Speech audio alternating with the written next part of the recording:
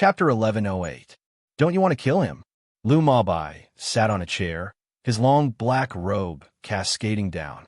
One of his hands supported his chin, revealing his black fingernails, which were emitting a strange aura. Indeed, this man was Lu Mabai. Lu Mabai had just left the Heaven Tree space. Everybody's attention was on Mo Xiao and the other nether chefs. After Lu Mabai had lost the chef's challenge, and Mo Xiao was smashed to death by the Lord Go's paw, he had quietly left. Today, he was wanted by the entire Heaven Chief realm. The entire Heaven Chief realm had put him on the wanted list. Many Heaven Chief hated him to the bone, so they were searching for him in the Heaven Chief realm. After all, in the Heaven Tree space, he had fought many chef's challenges and won their Heart of Cooking path. Since those Heaven Chief had lost their Heart of Cooking path, of course, they hated him to the bone. They hated that they couldn't tear him apart. However, Lu Mabai was very calm. He had even endured the 9 revolution nether chefs in human inheritance. How could being wanted change his expression? At this moment, Tong Wudi had also calmed down. No matter what, he was the head of a family. Of course, he had some ability. If Lu Mabai said he could kill Bu Fong, would he be able to? Where did he get that confidence? Bu Fong is the champion of this Heaven Chief competition. Do you think you can kill him just because you want to? Moreover, there are so many people who want to kill Bu Fong. Who do you think you are? Tong Wudi said coldly. Although he didn't want to believe it, it was the truth. It was really hard to kill Bu Fong. No matter if it was the Lord Go or that restaurant, they were all mysterious. Tong Wudi didn't have the slightest confidence. Bu Fong is very powerful. I know this much better than you. Lu Mabai said lightly. He had lost to Bu Fong in the chef's challenge in the space of the Heaven Tree, and it was a huge blow to him. He was almost beaten back to his original state. Fortunately, he was the inheritor of the 9 revolution nether chef's clan, so he was spared this time. But you have no other choice but to trust me, Lu Mabai said. You've destroyed the Mu family, but the remnants of the Mu family have fled to the second layer of the Heaven Chief world. Now, they're preparing to gather their men and come back. Your Tong family will soon be destroyed. Moreover, Bu Fong's new apprentice chef is a remnant of the Mu family. Tong Wudi's pupils suddenly shrank, and his face stiffened. That's right, Lu Mabai was right. He, Tong Wudi, had no way out. Bu Fong's apprentice chef, Mu Sisi, was a monstrous genius of the Mu family. Now, under the guidance of a monstrous genius like Bu Fong, her future achievements were limitless. At that time, when Mu Sisi grew up, the Tong family would be completely finished. It wasn't that Tong Wudi was belittling himself, but his Tong family really couldn't have a genius like Mu Sisi, let alone a mentor like Bu Fong. And once Gongshu Baiguang took control of the immortal city, the Tong family would be completely ostracized. And when the remnants of the Mu family came back with their men, the Tong family wouldn't be far from destruction. After thinking about this, Tong Wudi's eyes became bloodshot again. He took a step back and staggered to sit on the chair. If he were still the city lord, all of this wouldn't have happened. Even if the remnants of the Tong family came back with their men, the Tong family could still block them. But now that he wasn't the city lord, it meant that his last trump card had been taken away. He was completely exposed to the sharp spear of the enemy, like a piece of meat on the chopping board. Thud, thud, thud. Lu Mabai knocked on the table, smiling faintly. Don't worry, I've said it before. As long as you do as I say, I can definitely protect your Tong family. Also, I can kill Bu Fong to vent the hatred in your heart. I know who you are. Tong Wudi's eyes suddenly shrank. He stared at Lu Mabai, saying, You're the person that City Lord Meng Qi ordered to put on the wanted list in the entire Heaven Chief realm. Oh, you've recognized me. Lu Mabai smiled faintly, then looked at Tong Wudi playfully. So what? Lu Mabai stood up, patting the long robe on his body. His ash-gray hair fluttered elegantly. Then, a blood-colored gem appeared in his hand. He flicked his finger. That blood-colored gem fell into Tong Wudi's hand. My plan is in this blood-colored gem. Take a look, follow the steps, and without any mistakes, killing Bu Fong won't be a problem. After that, If you want to become the city lord of the first layer of the Heaven Chief realm, it's just a small matter. Lu Mabai said. Tong Wudi's eyes shrank, grabbing the blood-colored gem. Then, he clenched his teeth, crushing the gem. Instantly, a large wave of thought poured into his mind. Bu Fong didn't care about Tong Wudi and Gongshu Baiguan's congratulations. Tong Wudi coming to congratulate him was simply a joke. The former wanted to cause trouble several times, and now, after congratulating him, he wanted to pretend that nothing had happened. Bu Fong wasn't stupid. Although it was Tong Wudi who suffered losses, it wasn't the point. Clasping his hands, Bu Fong returned to the kitchen. You had already delicately peeled the last blood lobster, stuffing it into her mouth. Her red lips were greasy, which made her look very beautiful. On the other side, Lord Go had already finished his sweet and sour dragon ribs, licking it with his tongue. True dragon meat. It was indeed the meat of a true dragon, but it wasn't a high-grade dragon. It was the meat of the lowest grade green dragon, which was the lowest grade among all the dragons. Although it was a true dragon, it was much weaker than some lesser dragons. This kind of true dragon meat made Bu Fong feel like he had been slaughtered. After Lord Go was full, he hummed, lying down contentedly, and began to sleep soundly. Hua sat cross-legged next to Lord Go, also sleeping soundly. As if he had been infected, Hua's cultivation had also turned into sleeping soundly. He was imitating Lord Go in every aspect. She watched as you wiped the grease off her mouth. Bu Fong raised his hand. An array appeared on his palm. Bu Fong lifted Yu's bangs and covered her forehead with his warm palm. Buzz, Yu looked at Bu Fong obediently. A ripple spread out. The next moment, in Bu Fong's eyes, Yu's body emitted a dark green radiance. The cursed snake coiling around you is still asleep. He stared at the cursed snake and sensed the demonic aura emanating from it. Bu Fong could not help but frown. This cursed snake is like a ticking time bomb, tied to you, threatening you and the people around you. Bu Fong had no idea how long his dish could suppress the cursed snake. He had to find a time to solve the problem of the cursed snake. However, it was not the time to think about this problem. Bu Fong loosened his hand, and the radiance on you disappeared. Bu Fong retracted his hand and put his hands on the table, lost in thought. It was late at night. The group of people who had eaten and drunk to their heart's content dispersed. You went back to her room to sleep, and Cece followed her. Cece has a good relationship with you now. Bu Fong also planned to find time to teach Cece how to cook. Cece was very talented, and Bu Fong did not want to bury this little girl. He sorted out the gifts sent by Gongshu Baiguan. There were a lot of things, but Bu Fong, who was used to seeing good things in the 5th floor of Heaven Chief Realm, naturally didn't like them. However, what made Bu Fong's eyes brighten was that there was a beast king among these gifts. However, what made Bu Fong feel strange was that this beast king was actually a cow. That's right, it was a cow with a black and white body and a lazy expression. It was a magical cow. With a cow, wouldn't he be able to have milk? Bu Fong rubbed his chin, feeling a little excited. Milk could be used to make a lot of delicious food. Previously, he didn't have milk. Now that he had milk, he could start to study it. His mind flickered. Bu Fong brought this cow to the heaven and earth farmland. The wind blew the grass, but Nio Han-san was nowhere to be seen. Nio Han-san was excitedly studying ingredients in the wooden house. The appearance of the death food tool made Nio Han-san so excited that he couldn't sleep because he felt that the death food tool was a great invention, an invention that could change the world. He had seen the power of the perishing pot with his own eyes. With that kind of terrifying power, even if the Lord of the Ruined Prison was here, he would be turned into ashes. If Nio Han-san could also hold the perishing pot in his left hand and the bursting meatball in his right hand, if the Lord of the Ruined Prison saw him, Nio Han-san could also puff out his chest and teach him how to be a cow. Nio Han-san, come out and show you something good. All of a sudden, Bu Fong's voice rang out from outside the wooden house. Nio Han-san hurriedly ran out. He didn't have time to greet Bu Fong. His eyes fell on a black and white cow beside Bu Fong. Damn, there was actually such a beautiful creature in this world. Nio Han-san was dumbfounded, drool dripping from the corners of his mouth. The corners of Bu Fong's mouth twitched.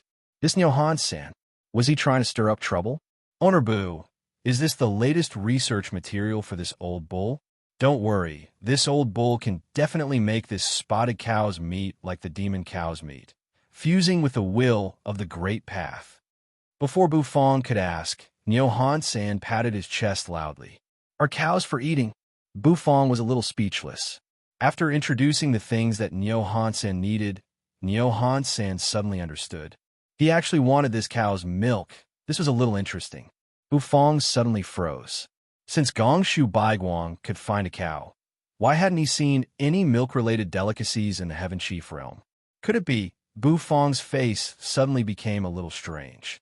Could it be that the Heaven Chief realm all slaughtered cows and ate them? No wonder Bufong had been in the Heaven Chief realm for so long, but he had never seen a cow. It turned out that they had all been eaten. Okay, just do as I say. I'll come back in a few days to see the results. All right, is that seed alive? Bufong seemed to have thought of something and asked. It's a little difficult. That seed is in a deep sleep. Normal methods can't wake it up. Even if it's forcefully awakened, the seed lacks vitality. Nyohan-san touched his horn and said, it needs a kind of energy with a majestic vitality to irrigate it. Nyohan-san's words made Bufong sink into deep thought. Realm Lord Dit seemed to have said that he wanted to find the spring of life. It seemed that if he wanted to revive the Heaven Tree, the spring of life was indispensable. Actually, Owner Boo, strictly speaking, this seed is already dead. If it's not in the heaven and earth farmland, even if there's a majestic vitality to irrigate it, it can't be revived. Only this old bull. Nyohan-san couldn't help but start to brag again. However, Bufong's calm face interrupted him. After asking Nyohan-san for some ingredients that contained the will of the great path, Bufong left the heaven and earth farmland. As for milk, he would come back in a few days to ask Nyohan-san for more. After Bufong returned to the restaurant, he went to the kitchen and continued to cook. Tong family. Tong Mansion Tong family's treasure pavilion clad in a black cloak, Lu Mabai slowly walked in front. Behind him was Tong Wudi, who had a flattering face. The treasure pavilion was full of colorful lights. Many rare treasures were dazzling. However, in Lu Mabai's eyes, these treasures were no different from scrap metal. TSK, a big family in the first layer of the Heaven Chief realm, only has this kind of trash. Lu Mabai shook his head in regret. Your Excellency, you might not know this. The resources in the first layer of the Heaven Chief realm are quite scarce. Tong Wudi was a little embarrassed. Forget it. Find all the treasures with majestic energy. Also, don't disturb me for the next 2 days. If the Heaven Chief realm's hunting team appears, try to deal with them. As long as I'm done with my business, you won't be lacking in benefits. As for Bufong, when the time comes, I'll kill him with my own hands. Lu Mabai said. His face became very serious, and his body emitted an imposing aura, which made Tong Wudi not dare to say anything. However, Tong Wudi also had his own difficulties. It wasn't easy for him to deal with the hunting team of the Heaven Chief realm. However, for the great cause, he thought of the blueprint that Lu Mabai had drawn for him. So he gritted his teeth and agreed. If you can't bear to lose a child, you can't catch the wolf. If he wanted to achieve great things, he had to take a risk. If he succeeded, the Tong family would be able to kill a way out of this desperate situation. Tong Wudi turned and left. Shortly after, all the treasures with terrifying energy in the treasure pavilion were piled up. They piled up on the ground. Lu Mabai's face looked a little better. Once he sacrificed so many treasures with powerful energy, it should be enough for him to build a formation to communicate with the 9 Revolution Nether Chef clan in the dark Nether cooking realm. When the experts came, at that time, the Nether Chefs of the 9 Revolution clan would bring him out of the Heaven Chief realm. As long as he had enough time, he could make a comeback and reach the Qilin Chef realm. At that time, he would definitely take revenge. He must kill Bufong. He had the top inheritance of the 9 Revolution Nether Chef clan. Although it would be a little difficult for him to step into the Divine Chef realm, it wouldn't be difficult for him to step into the Qilin Chef realm. Lu Mabai estimated that the 9 Revolution clan's expert who gave him the inheritance should be at the level of a top Chilean chef when he was alive. Exhaling, a malicious light flashed in Lu Mabai's eyes. A moment later, the blood-red lines on his body began to tremble. A blood-red gem emerged, and he pressed it on the ground. The majestic energy in the treasures on the ground crazily poured into the blood-red gem. Boom! A terrifying wave of energy spread out, creating a vague formation above Lu Mabai's head. Chapter 1109. Yaya looked a little haggard. The void around the formation began to tear. The situation of the Heaven Chief realm wasn't optimistic. Realm Lord Dit's eyes narrowed. Looking at Yaya's pouting face, he couldn't help but feel a little distressed. Tong Wuti's fanatical expression became more intense. Dark clouds swept over from the sky. When the Heaven Tree declined to the extreme, it wouldn't have enough energy to support the 5 layers of the Heaven Chief realm. However, at this moment, she was also worried. But now, there were less than 5 Chilean chefs left. The high temperature in the air seemed to be able to dry up the entire world. At that time, the 5 layers of the world would collide and be destroyed. However, after its energy was drained, it would become trash. It was also the reason why the water source kept drying up. It was also the reason why the heaven and earth spiritual energy was disappearing so fast. He didn't want the Heaven Chief realm to decline like this. As the realm lord of the Heaven Chief realm, how could he let the Heaven Chief realm collapse in his hands? Looking at the sky, Mengqi sighed. Many Heaven Chief realm lords had sensed the abnormality, and gradually, they became restless and chaotic. The corners of Yaya's eyes became a little moist. She knew how much pressure the realm lord was under. The Heaven Chief realm was the place to cultivate Heaven Chief realm. Without a water source, it only existed in name. A moment later, all kinds of sinister laughter resounded in the void. Tong family's mansion. The Heaven Tree and the space of the Heaven Tree had been cut in half, which damaged the will of the Great Path. The spirit of the Heaven Tree had fallen into a deep sleep. A rumbling sound echoed. Today, because of the disaster in the Heaven Chief realm, all they could hear were the roars of beasts outside the immortal city. Today, the Heaven Chief realm was in troubled times.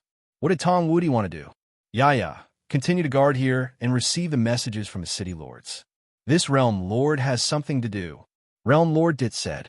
Although the experts of the Heaven Chief realm were in despair, they were still trying their best to fight against the beasts.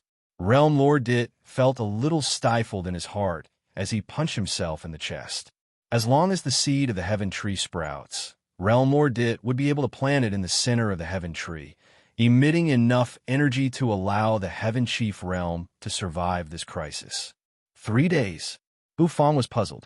Under the arrangements of Realm Lord Dit, Mengqi was in charge of maintaining order in the Heaven Chief world. Mengqi knew the reason, and it wasn't just one level. Almost all 5 levels of the Heaven Chief world had erupted with ferocious beasts. The people of the immortal city instantly felt uneasy. A figure was sitting cross-legged there. Gongshu Baiguang let out a long roar, leading many experts to rush over. However, Tong Wuti didn't care. He raised his head, staring at the huge blood-colored array in the void. Are you the lucky one who received the inheritance of the 9 Revolution Nether Chef's clan's Chilean chef? Your aura is too weak. No wonder you lost to the trashy Heaven Chief, Realm's Heaven Chief. You've lost the face of our 9 Revolution Nether Chef's clan. He finally understood that Lu Mabai didn't lie to him. At its peak, there were hundreds of Chilean chefs in the Heaven Chief realm, and there were even legendary divine chefs. Lu Mabai, who was sitting cross-legged, opened his eyes. The Heaven Tree was declining.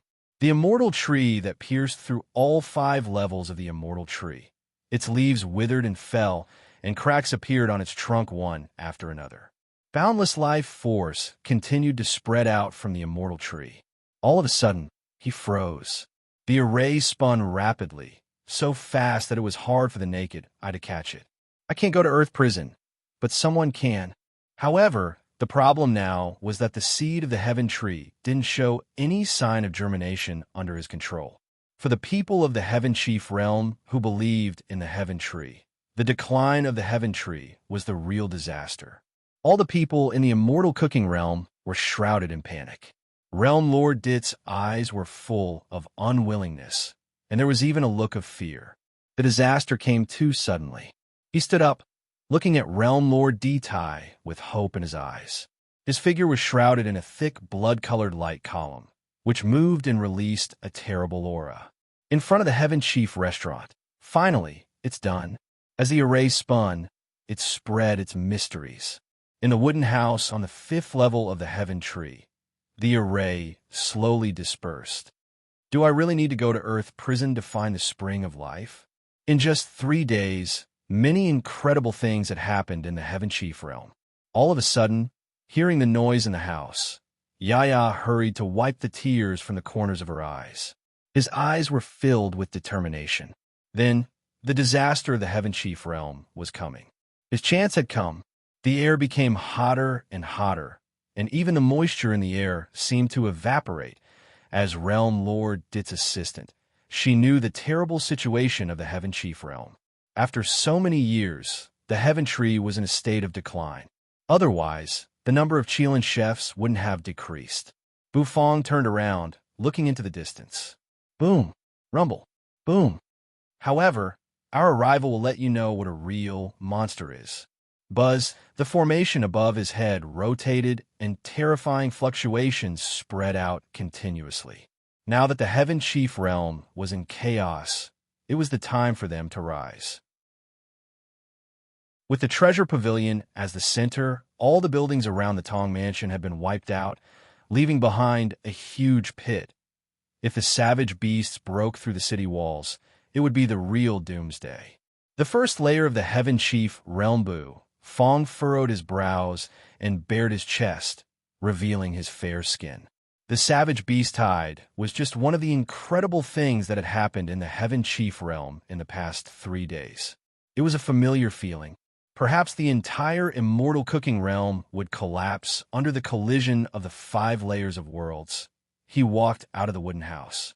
After returning from a space of the Heaven Tree, Bufong knew that this would happen. That column of blood began to disappear at a speed visible to the naked eye. This was what made Yaya look at him in a different light.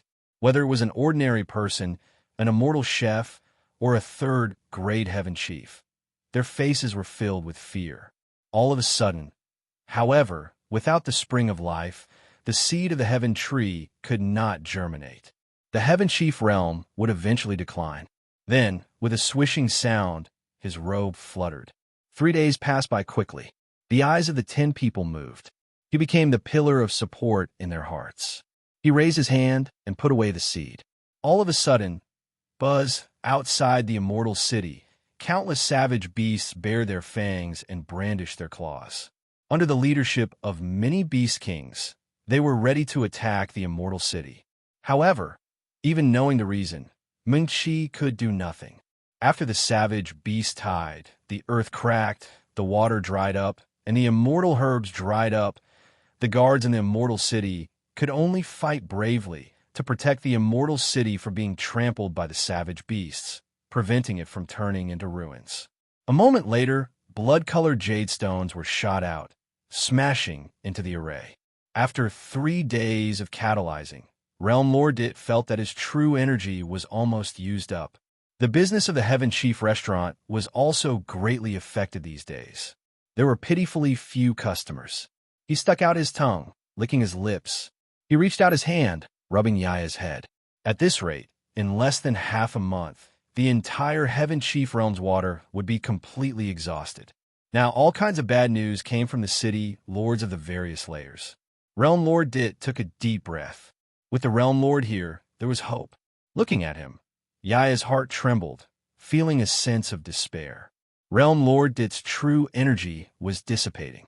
Heroes were born in troubled times. If he wanted to stand out, he would only have a chance in troubled times. Today, the Heaven Chief realm could not leave him. He did not dare to go to Earth Prison.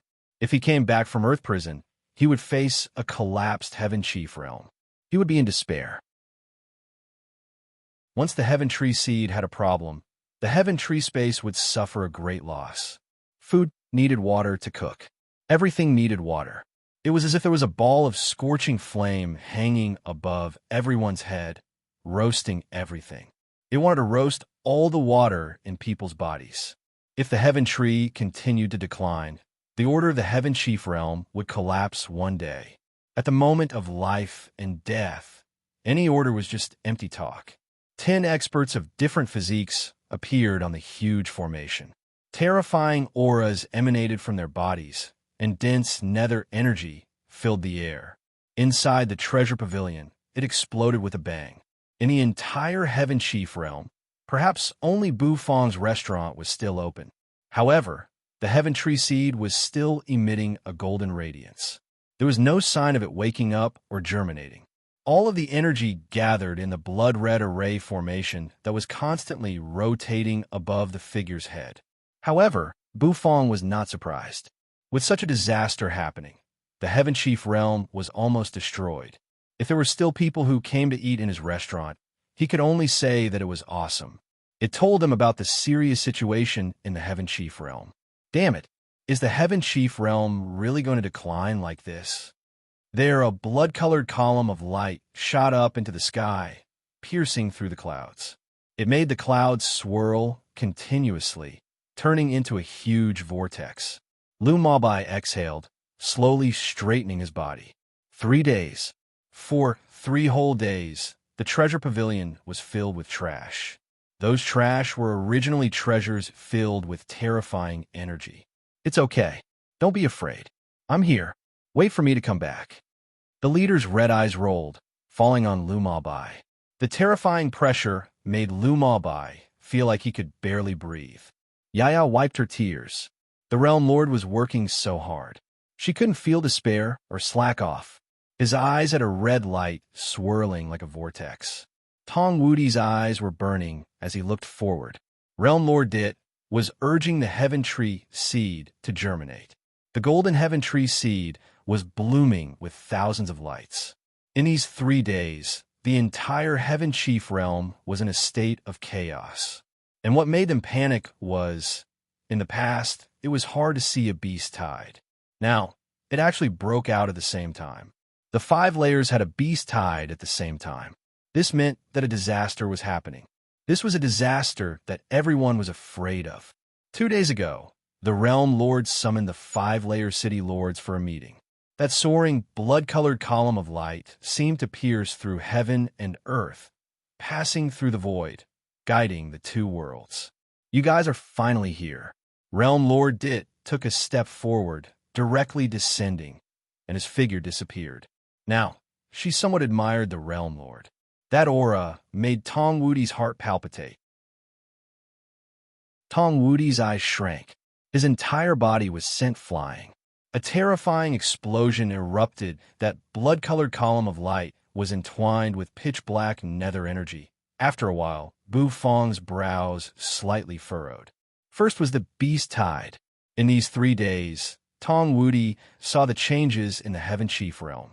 Lu Mabai's hands drooped. Many people in the immortal city in the first layer of the Heaven Chief Realm also noticed this scene. It really felt like he was past his prime.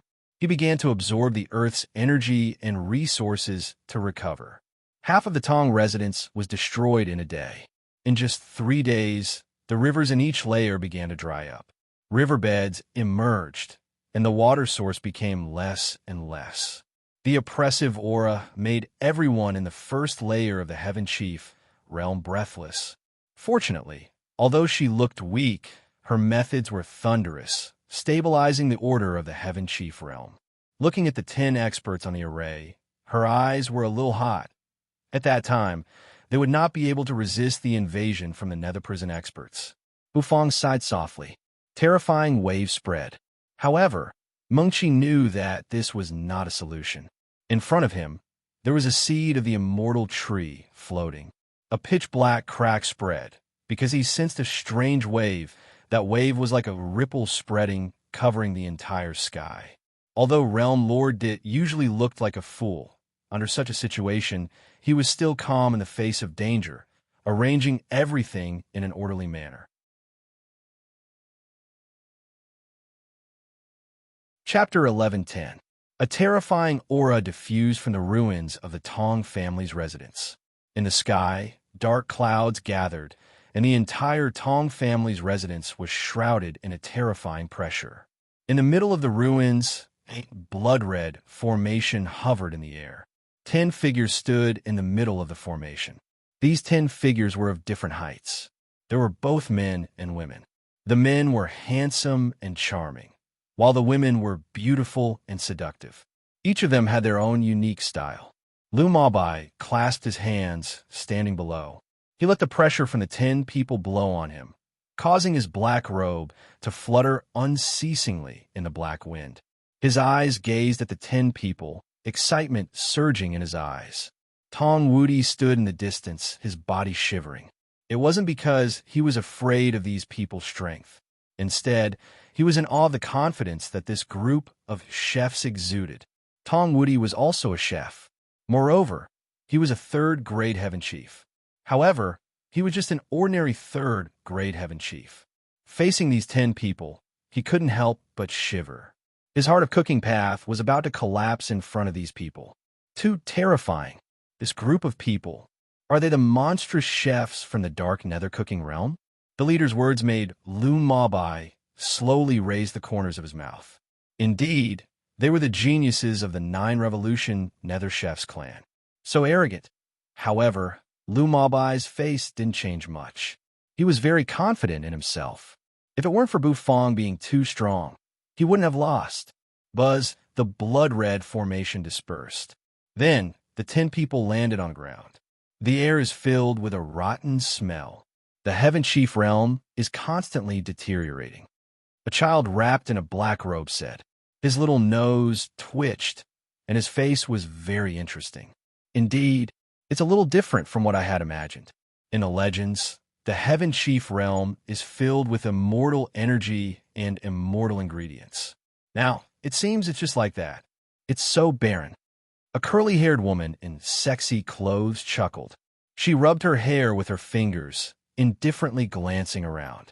Finally, his gaze fell on Tong Wudi in the distance. Tong Wudi instantly felt a wave of pressure fall on his shoulders. All right, stop fooling around. We didn't come to the Heaven Chief realm to fight. Just treat the Heaven Chief realm as a relic. We came here to obtain more resources and also to teach those arrogant Heaven Chief a lesson. The leader said calmly. As soon as his words came out, the others immediately stopped talking. You're Lu Mabai?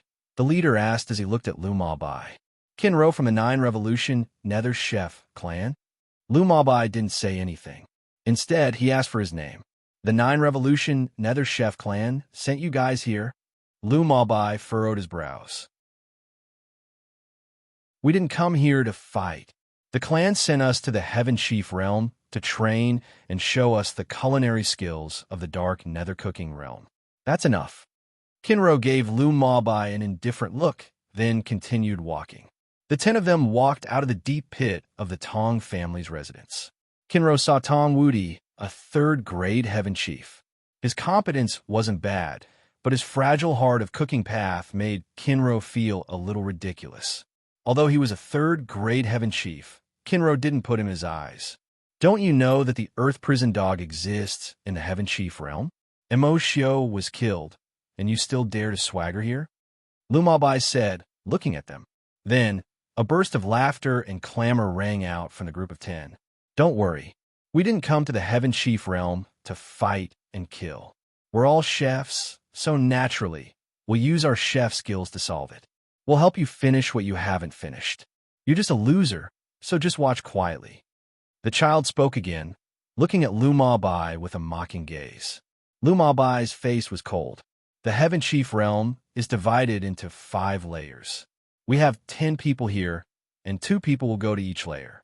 The Heaven Chief realm is now facing collapse, but the Heaven Chiefs are still very determined, holding on to the hope of the Heaven Chief. What we need to do is to break the confidence of these Heaven Chiefs, Kinro said, clasping his hands as he began to arrange. Except for Chilean chefs, you can challenge the other Heaven Chief realm chefs. This will make your chef's challenge more powerful and complete. It's also an experience for you, said Kinro. Kinro didn't put the third grade heaven chief in his eyes. In the dark nether cooking realm, the monstrous geniuses of the younger generation could already challenge Chilean chefs. To deal with a group of heaven chief, they were not afraid at all. Just follow the golden boy. Watch how the golden boy makes your opponents cry, Kinro said to Lumabai. Then their figures blurred. After a flash, they disappeared, turning into a jet of light, shooting up into the sky. They should be heading to the higher layer of the Heaven Chief realm. The Heaven Chief realm was divided into 5 layers, and the first layer was the most barren land. Of course, Kinro and the others wouldn't go there. With the departure of this group of people, the whole immortal cooking realm was about to be shaken. After Kinro left, there were only 2 people left in the group of 10. One was a little boy, and the other was a curly-haired woman with a graceful figure. Lumabai's face was cold, and no one could tell what he was thinking. I heard that you got the inheritance of our 9 Revolution clan's Chilean chef, but you lost to a chef from the Heaven Chief realm in a chef's challenge? You're really trash. The little boy grinned, his words full of ridicule. Without a doubt, he was the golden boy. Although he was just a little boy, he was full of arrogance. Lumabai didn't say anything. Take me there, quick. I want to see how powerful the Heaven Chief of our 9 Revolution clan is. The golden boy said. In the distance, Tong Woody's face twitched. Looking at the little boy, Tong Woody suddenly felt that everything seemed to be a little different from the blueprint that Lumabai had drawn for him. Could this group of people really kill Bufong? Bufong pulled a chair, sitting in front of the restaurant. The warm wind blew, making the air very dry, as though all the moisture in the air had been sucked out. It was so hot and stuffy that people couldn't help but sweat just by sitting there. The business wasn't good these days, mainly because of the change in the Heaven Chief realm. However, these changes had nothing to do with Bufong. He was just the owner of a small restaurant. In the distance, the sound of footsteps arose. Bufong, who had narrowed his eyes, couldn't help but open them a little. Looking into the distance, he saw Gongshu Ban, Xianyuan Xiaohui, and the others. After knowing that Bufong had become the champion of the Heaven Chief competition, Xianyuan Xiaohui and the others couldn't help but be astonished. Especially Xianyuan Xiaohui. The first time she met Bufong was still vivid in her mind. But now, Bufong had soared into the sky, and he was still struggling at his spot. The gap between the two of them was getting bigger and bigger. Because of the unforeseen event in the immortal cooking realm, almost all the immortal chefs had closed their doors. After all, even if they were open now, there might not be many who came to eat. Everyone was worried. Gongshu Ban, Xianyuan Xiaohui, and Bufong chatted for a while before leaving. They didn't stay in the restaurant for long. Bufong also wanted to get up and close the restaurant's door. He wanted to go to the kitchen to practice his cooking skills and to study new dishes. Although he had the system, Bufong understood that if he wanted to improve his cooking skills, he still needed to work hard. Only through hard work could he make progress in his cooking skills. He yawned. Bufong stretched his body lazily. Then, he decided to close the door. However, just as Bufong was about to close the door, his eyes slightly narrowed. Bufong looked into the distance. There were 2 figures slowly walking towards them from the end of the long street. As the 2 of them walked, the dark clouds above their heads rolled and diffused, bringing a terrifying aura and pressure. Many people in the immortal city were frightened, looking at the 2 of them. One was a child, and the other was a woman. The woman wore fiery clothes, and her face was beautiful and charming. She swayed her waist, and her entire body emitted an enchanting aura. The woman's appearance attracted many people's eyes. It made many people burst into an uproar. Such a beautiful woman could easily attract people's attention. The 2 of them walked toward the Heaven Chief restaurant. Bufong, who was about to close the door to study new dishes, was bewildered, because from the 2 of them, Bufong felt a wave of provocation. From a distance, that provocation came from them. Bufong couldn't help but furrow his brows. However, he didn't do anything. He glanced at the 2 of them, then closed the restaurant's door. The golden boy saw Bu Fong from a distance. This was the opponent Lu Mabai had mentioned. He didn't look any different. The golden boy thought to himself. Lu Mabai had received the inheritance of the 9 Revolution clan's Qilin chef. His aura wasn't weak, so his cooking skills shouldn't be too bad. However, Lu Mabai had lost the chef challenge. It was unbelievable. After all, the nether chefs of the 9 Revolution clan were the best at chef challenges. They rarely tasted defeat. Lu Mabai had received the inheritance of the 9 Revolution clan's Qilin chef's inheritance. With such a high-level inheritance, he could even walk unhindered in the dark nether cooking realm. However, he had lost the chef challenge in the Heaven Chief realm. Thus, the golden boy was curious. He wanted to know what kind of strange skills the Heaven Chief of the Heaven Chief realm had. From a distance, the golden boy's eyes met with Bu Fong's. The golden boy's eyes were filled with provocation. The golden boy moved faster and faster. In just a blink of an eye, he appeared in front of the Heaven Chief restaurant. He stared at Bu Fong with a teasing look in his eyes. The black nether energy diffusing from the golden boy and that woman made Bu Fong a little surprised. Nether energy? With nether energy, no doubt, they weren't from the Heaven Chief realm. At such a sensitive time in the Heaven Chief realm, someone from the dark nether cooking realm had appeared. Bu Fong took a deep breath. The golden boy looked at Bu Fong, about to say something. However, a moment later, the golden boy's face froze. Because Bu Fong just gave him a look. He didn't do anything else. With a loud thud, the restaurant's door was closed. The golden boy stood at the door, feeling the strong wind from the door. His face grimaced. He's a little crazy, the golden boy exhaled. His hand shook, and a big wok that looked like a legless cauldron appeared in his hand. The corners of his mouth curved into an evil smile. Holding the wok, he smashed the door of the Heaven Chief restaurant.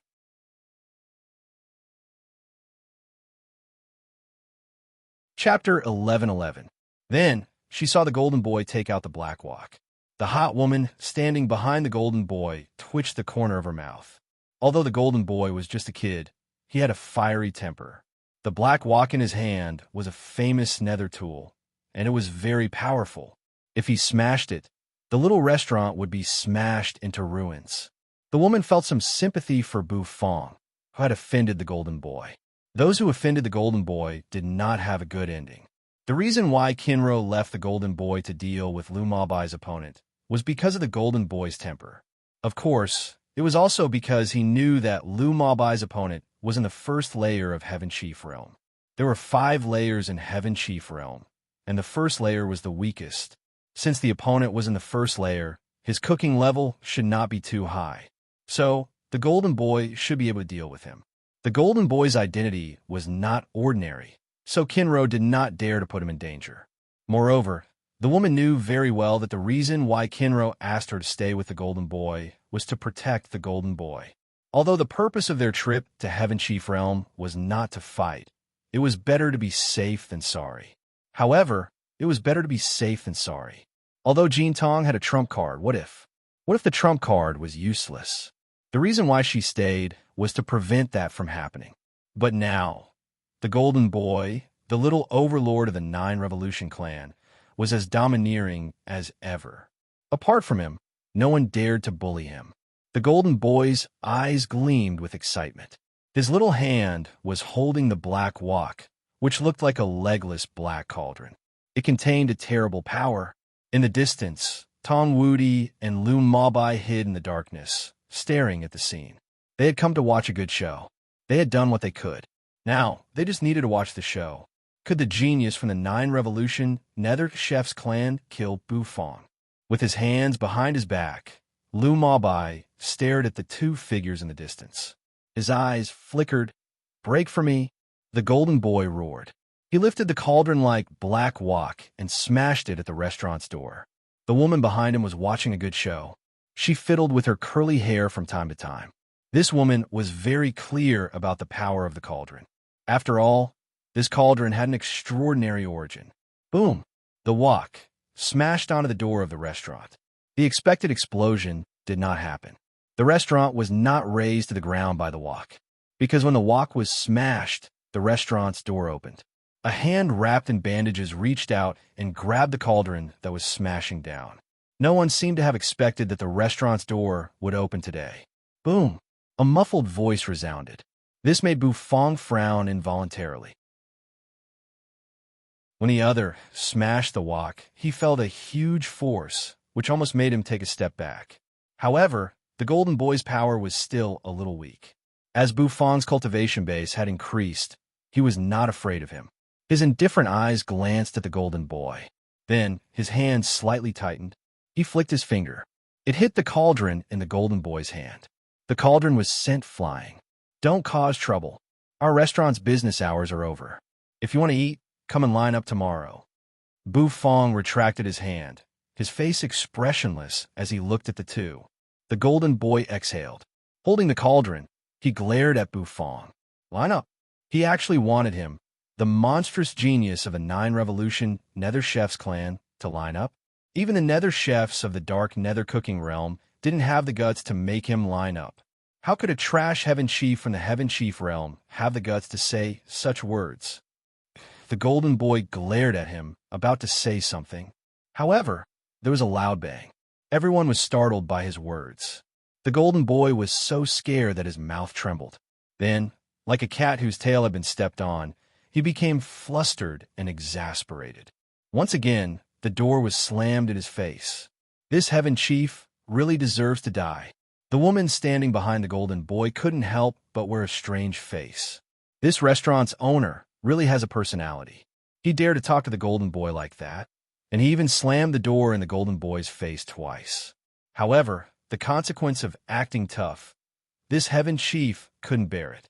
The Golden Boy's body was surrounded by pitch-black nether energy. A moment later, the Golden Boy grabbed the black cauldron, fiercely smashing it at the restaurant's door. He had to smash this restaurant into pieces. However, when the cauldron approached the restaurant's door, it seemed to become weightless. It gently touched the door, making a clear knocking sound. Knock, knock, knock. The Golden Boy wore a bewildered face as he continued to knock the door several times. The rhythmic knocking on the door echoed. I told you that the restaurant is closed today. Come early tomorrow to line up. Bufong's voice drifted out of the restaurant, making the Golden Boy clench his teeth in anger. The baby shouted angrily and lifted his leg, intending to kick the door open. He kicked down, and the moment he touched the door opened. The door opened. The Golden Boy's kick was too big, and he fell to the ground in a split. His face reddened instantly.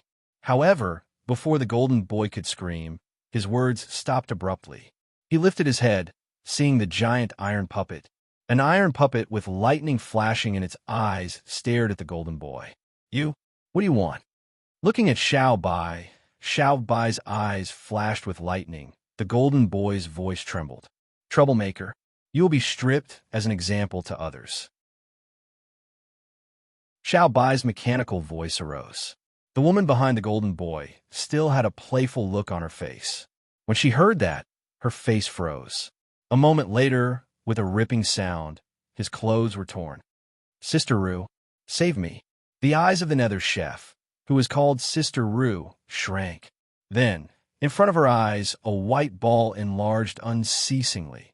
At first glance, she was scared out of her wits. Jintong's clothes were completely torn off, and he was thrown out just like that. He looked like a little chick. Sister Rue hurriedly waved her hand. The black chef robe rolled, covering the Golden Boy's body. Then, the latter fell to the ground. The Golden Boy wore a loose chef robe, his face constantly changing from green to red. The chef robe was too big, making him look funny. Half of his sleeves hung down. You dared to tear my clothes. The Golden Boy gritted his teeth, grabbing the cauldron on the ground as he shouted. Xiao Bai stood in front of the restaurant, his mechanical eyes twinkling. Xiao Bai, if he makes trouble again, strip him and throw him away. Bufong's voice echoed from the restaurant. The Golden Boy's face grimaced. You dare to humiliate me. You trashy immortal chef, get out here. The Golden Boy was enraged, shouting unceasingly. No one had ever dared to treat him like that.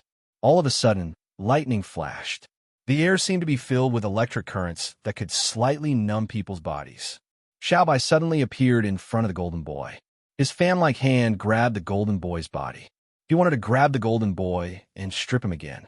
However, this time, Sister Rue made a move. She was arranged by Kinro to protect the golden boy, so it was normal for her to make a move. However, as soon as she made a move, her face changed. Because of the extremely powerful lightning energy in his palm, Sister Rue's face became extremely unsightly. Boom! A wave of air exploded. Sister Rue took a step back, her body feeling a little numb. What's that thing? She recognized that Xiao Bai was a puppet, but how could this puppet be so strong? The attack was stopped. Xiao Bai was a little bewildered. Then his aura changed. The metal wings on his back opened with a clanging sound. A terrifying aura expanded from his body. However, before he could make a move, Bufang's figure appeared in the kitchen, neither hurried nor slow. Xiao Bai, come back. Bufang walked to the door, a steaming hot meatball floating in his hand. Xiao Bai was bewildered. Then he retracted the metal wings on his back, calmly standing behind Bufang. Sister Rue and the golden boy came back to their senses. We're not here to fight with you, so put away your puppet. Sister Rue said, we don't have any evil intentions. Do you believe what you said?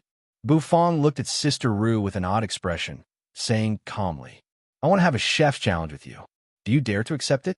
The golden boy gritted his teeth. This fellow dared to strip his clothes and throw him out. It was a great humiliation. He, the golden boy, had never suffered such humiliation before. Chef's challenge. Bufang was bewildered. He didn't expect that the other party wanted to have a chef's challenge with him. However, Bufang didn't have any interest in a chef's challenge. Not interested. Bufang twitched his mouth. Then, he turned around, walking back into the restaurant. With a thud, he slammed the door shut. Only a gust of cold wind was left. The golden boy was bewildered. Bufang didn't want to have a chef's challenge with him. Why didn't he want to have a chef's challenge with him? How could he do that? Sister Rue also furrowed her brows. In the distance, in the darkness, Tong Wudi was speechless, looking at Sister Rue and the golden boy. I'm afraid these two aren't fools. The corner of Lu Mabai's mouth twitched. Were the monstrous geniuses of a 9 Revolution, Nether Chef, clan, all so stupid? They said they wanted to have a chef's challenge with them. Were they out of their minds? Previously, in the space under the heaven tree, Lu Mabai could force everyone to have a chef's challenge with him. And it was because of his strength the golden boy took a deep breath, staring at the restaurant. Not coming out? You're a coward, aren't you? Good. Then we will have a chef's challenge with all the Heaven Chief Realms first layer, depriving them of their right to cook. At that time, let's see if you will come out or not. They are suffering because of you, Sister Rue said, staring at the restaurant's door. She crossed her arms over her chest, her curly hair falling on her forehead, fluttering in the wind. The golden boy straightened his neck and said, right. The restaurant was silent for a while, but Bufang didn't answer. The corner of Sister Rue's mouth twitched. She knew that Bufang had begun to be afraid. After a long time, a leisurely sigh drifted out of the restaurant. A moment later, a faint voice rang out. Here's a meatball for you, sizzle. The restaurant's door opened. Then, a steaming golden meatball flew out of the restaurant. It dashed toward the golden boy and Sister Rue. A meatball? The golden boy was a little bewildered. Looking at the golden meatball, his face was a little strange. After a moment of bewilderment, Sister Rue's face changed dramatically, because she could feel the terrible energy contained in that meatball. When she saw the golden boy reach out his hand to grab the meatball, her face twisted. Boom! A booming sound rang out. Flames shot up to the sky. A terrifying explosion instantly erupted, blasting a deep pit into the ground. Smoke and dust billowed. Inside the restaurant, Bufang clasped his hands, walking out. He stood in front of the door. Looking at the billowing black smoke, he said indifferently, since you like chef's challenges so much, come on. The smoke and dust dispersed. The figures of the two people appeared. Sister Rue stood in front of the golden boy. She crushed a blood-red jade talisman, turning it into an array to block the explosion. After a moment of bewilderment, the golden boy was furious. He was almost fooled by a meatball. That guy hid a hidden weapon in a meatball? How could there be such a treacherous heaven chief?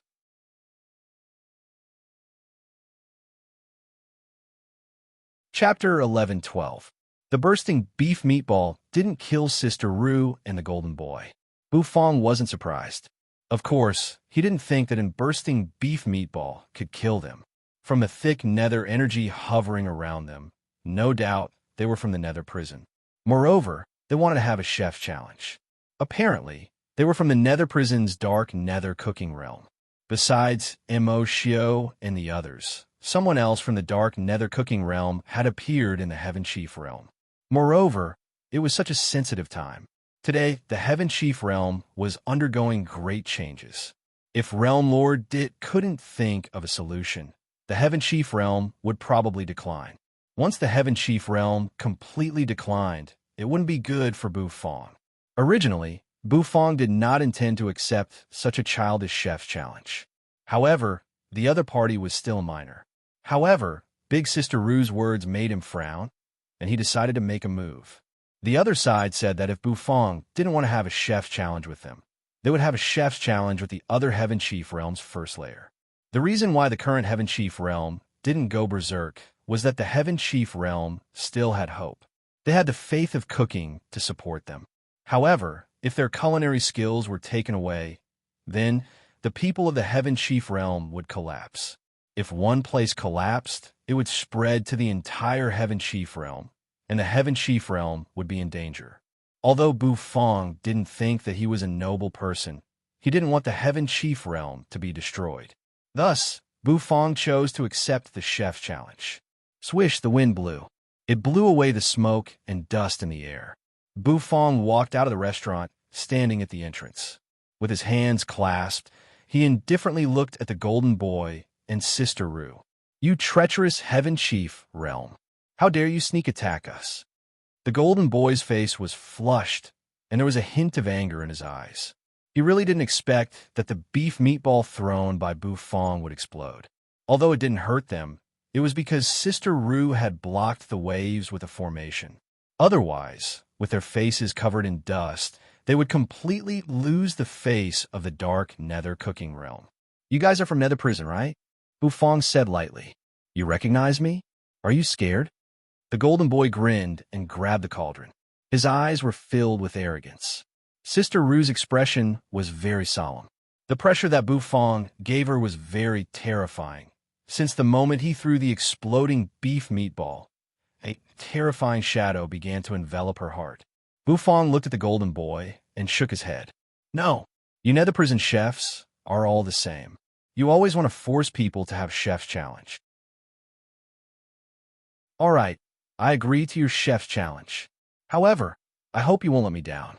Even if it's a chef's challenge, please give me a little surprise." He agreed. The golden boy's eyes instantly brightened. He was afraid that Bufong wouldn't agree. Then, he wouldn't be able to let the god of chef's challenge witness everything. Now that Bufong had agreed, it would be easy to deal with it. You will feel despair. The legend of this golden boy coming to the Heaven Chief realm will start with you. The golden boy grinned. A moment later, his mind flickered. A terrifying wave of energy spread out, covering and falling on Bufong's body. Bufong slowly walked out of the restaurant. He allowed the light to envelop his body. A moment later, in the sky, an illusory figure appeared. That phantom quickly solidified in the void, eventually turning into the familiar appearance of the god of Chef's Challenge that Bufong was familiar with. Looking at the god of Chef's Challenge, Bufong's eyes slightly focused. This thing was a little strange. However, at this moment, Bufong wasn't qualified to study it. "You agreed to the Chef's Challenge. You can't go back on your word." The golden boy seemed to be afraid that Bufong would go back on his word. "Got it, wimpy kid." Bufong's face was expressionless. The golden boy seemed to be very sensitive when people called him a wimpy kid. After hearing Bufong's words, his eyes turned red. "I'm not a wimpy kid. I'm the golden boy, the youngest first-grade nether chef of the 9 Revolution nether chef clan." The golden boy was like a cat whose tail had been stepped on, screaming in exasperation. "Then you're still a wimpy kid." Bufong twitched his mouth. It sounded like he wasn't a wimpy kid anymore after becoming a first-grade nether chef. Bufong shook his head. Come on, I'm in a hurry. After the chef's challenge, I need to study a new dish. Bufong said. At this moment, the golden boy also calmed down. Sister Ru retreated to the side. The Heaven Chief's people also gathered around them. The Gongshu family's people came majestically. When they hurried to the Tong family's house, it was already in ruins. Following the traces, they came here. They happened to see this scene. Gongshu Ban was in charge of leading the team this time. Seeing a wimpy kid having a chef's challenge with Owner Bu, his face turned strange. Brother, are they having a chef's challenge? Gongshu Yun had returned to the first layer of the Heaven Chief realm a while ago. Thus, she didn't see the chef's challenge between Bufong and Lu Mabai in the Heaven Tree space. She didn't know how terrifying Bufong was. At this moment, she was worried about Bufong. Seems like this wimpy kid and that woman are the people Tong Wudi summoned after he destroyed half of the Tong family. As soon as they appeared, they came to trouble Owner Bu. I don't know if they're stupid or not. Gongshu Ban shook his head. Today, he had a fanatical admiration for Bufong. He was a monster from the lower realm. With his power, he had overturned the entire Heaven Chief realm. He had even defeated the dark nether cooking realm. At this moment, he had more confidence in Bufong than he did in himself. All of you watch carefully. See how Owner Bu teaches that wimpy kid a lesson. Gongshu Ban asked the people of the Gongshu family to stop watching the chef's challenge from a distance. Xianyuan Xiaohui and Xianyuan Xian watched from a distance, their faces complicated. Can Owner Bu win? That's an expert that Tong Wudi summoned after he destroyed half of the Tong family. If he's not sure, would Tong Wudi do such a stupid thing? Xianyuan Xian said worriedly. Xianyuan Xiaohui glanced at his sister and didn't say anything. Everyone knew how excellent Owner Bu was. She had confidence in Bufong. It seemed like he could feel the gazes from the surroundings. An excited look appeared on Jin Tong's face. He liked the feeling of being the center of attention. And he liked the satisfaction of being praised by everyone after he won. Wimpy kid, why are you smiling like an idiot? Prepare for the chef's challenge.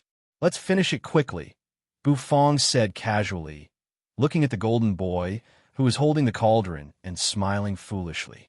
The golden boy pulled himself together, snorting coldly. A moment later, he waved his hand, and the kitchen utensils with black nether energy swirling around them flew out.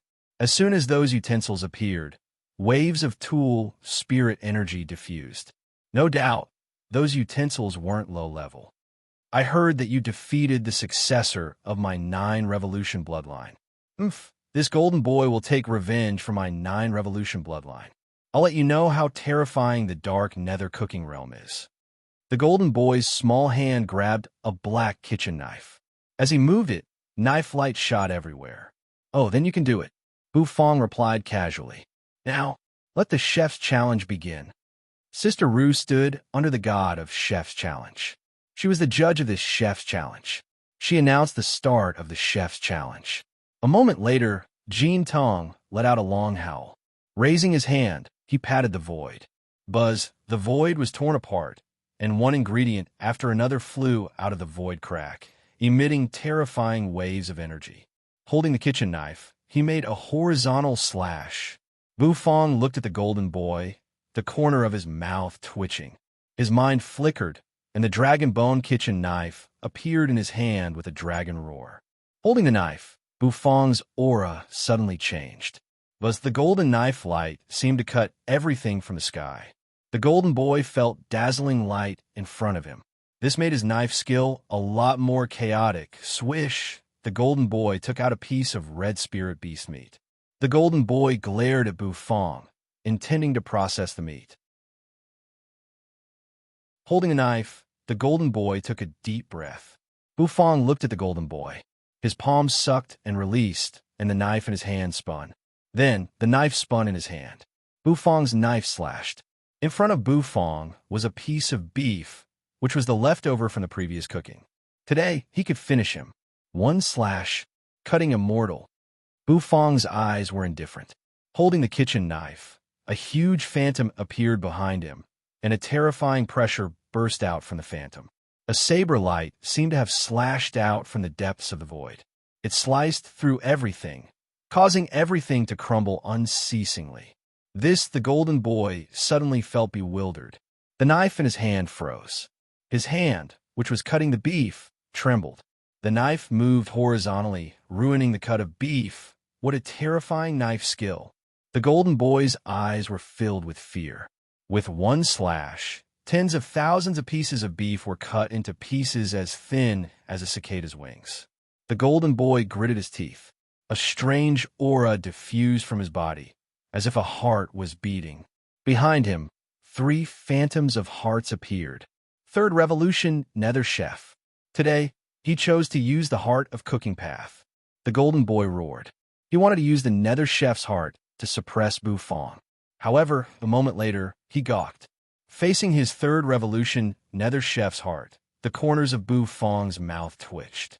His hand brushed his waist, and a white jade light flashed. A moment later, the white tiger stove emerged. A tiger roar echoed, almost making the golden boy wet his pants. With a thud, the stove hit the ground. The golden boy couldn't even hold his knife. The golden boy looked at the stove. A terrifying, murderous aura swept over him. That murderous aura scared the golden boy, making his legs shiver. Bufong glanced at the golden boy, but he didn't do anything. Taking a step back, he opened his mouth and spat out a white flame. As soon as this flame appeared, the golden boy felt the air around him boil. He snapped his fingers. He wanted to summon his nether flame. However, after snapping his fingers for a long time, the nether flame came out. However, it was just a small flame. The nether flame was filled with fear, as if the other's flame had scared his nether flame so much that it didn't dare to move. How could it be? Bufong looked at the trembling golden boy, the corners of his mouth rising. Then, a beam of gold light shot out. The kitchen knife swiped, and the pieces of beef soared up into the sky, swirling around before falling into the Black Turtle Constellation Walk. The Black Turtle Constellation Walk was frying the purple garlic. The fragrance of garlic diffused. Sizzle, sizzle. The beef entered the wok. Bufong held the spatula and began to stir-fry. White flames would burst into the sky from time to time, and when they did, there would be violent sounds that resounded.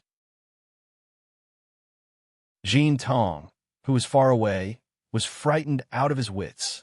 The golden boy was a little depressed. Every time Bufong cooked, he would interrupt his rhythm, which made him so depressed that he wanted to vomit blood. He was about to stir-fry. Bufong's Black Turtle Constellation wok collided with the white tiger stove. The sound made the pores on the golden boy's body explode. Crack, crack, crack. The kitchen knife swept. Shortly, the exploding flame peppers were cut. Taking out the heart of the exploding flame pepper, he poured it into the wok. The other spirit herbs and ingredients were also added. Moreover, Bufong scooped half a ladle of abyssal chili sauce and poured it into the wok. He continued to stir-fry. The golden boy finally calmed down, continuing to cook. However, Bufong slapped the stove, making the golden boy's face change again. In the distance, Sister Rue looked at the golden boy, her face unsightly. She couldn't believe what she was seeing. The golden boy was completely subdued. Almost every step of his cooking was interrupted by the Heaven Chief. The restlessness caused by the other parties, every step was stuck at the crucial parts of the golden boy's cooking. If it continued like this, the golden boy would lose. Boom. All of a sudden, Bufong lifted the lid of the wok. Inside the wok, steam shot up to the sky. The spicy aroma filled the air. The aroma seemed to turn into a giant bull, filling the void. The giant bull stomped on the ground and soon let out a mooing sound. Facing the golden boy, it let out a deafening mooing that could tear one's eardrums. It was like a thunderclap. Everybody took in a breath of cold air. The golden boy's hand trembled. The knife fell on the stove, making a loud noise. The golden boy's mouth twitched. Then he took 2 steps back and sat down on the ground. Pulling his mouth open, he burst into heart-wrenching sobs. In the dark, Tong Woody was bewildered. Lu Mabai's mouth twitched. Sister Rue's face was ashen. Xian Yuan Xiaohui and Xian Yuan Xian didn't know whether to cry or laugh.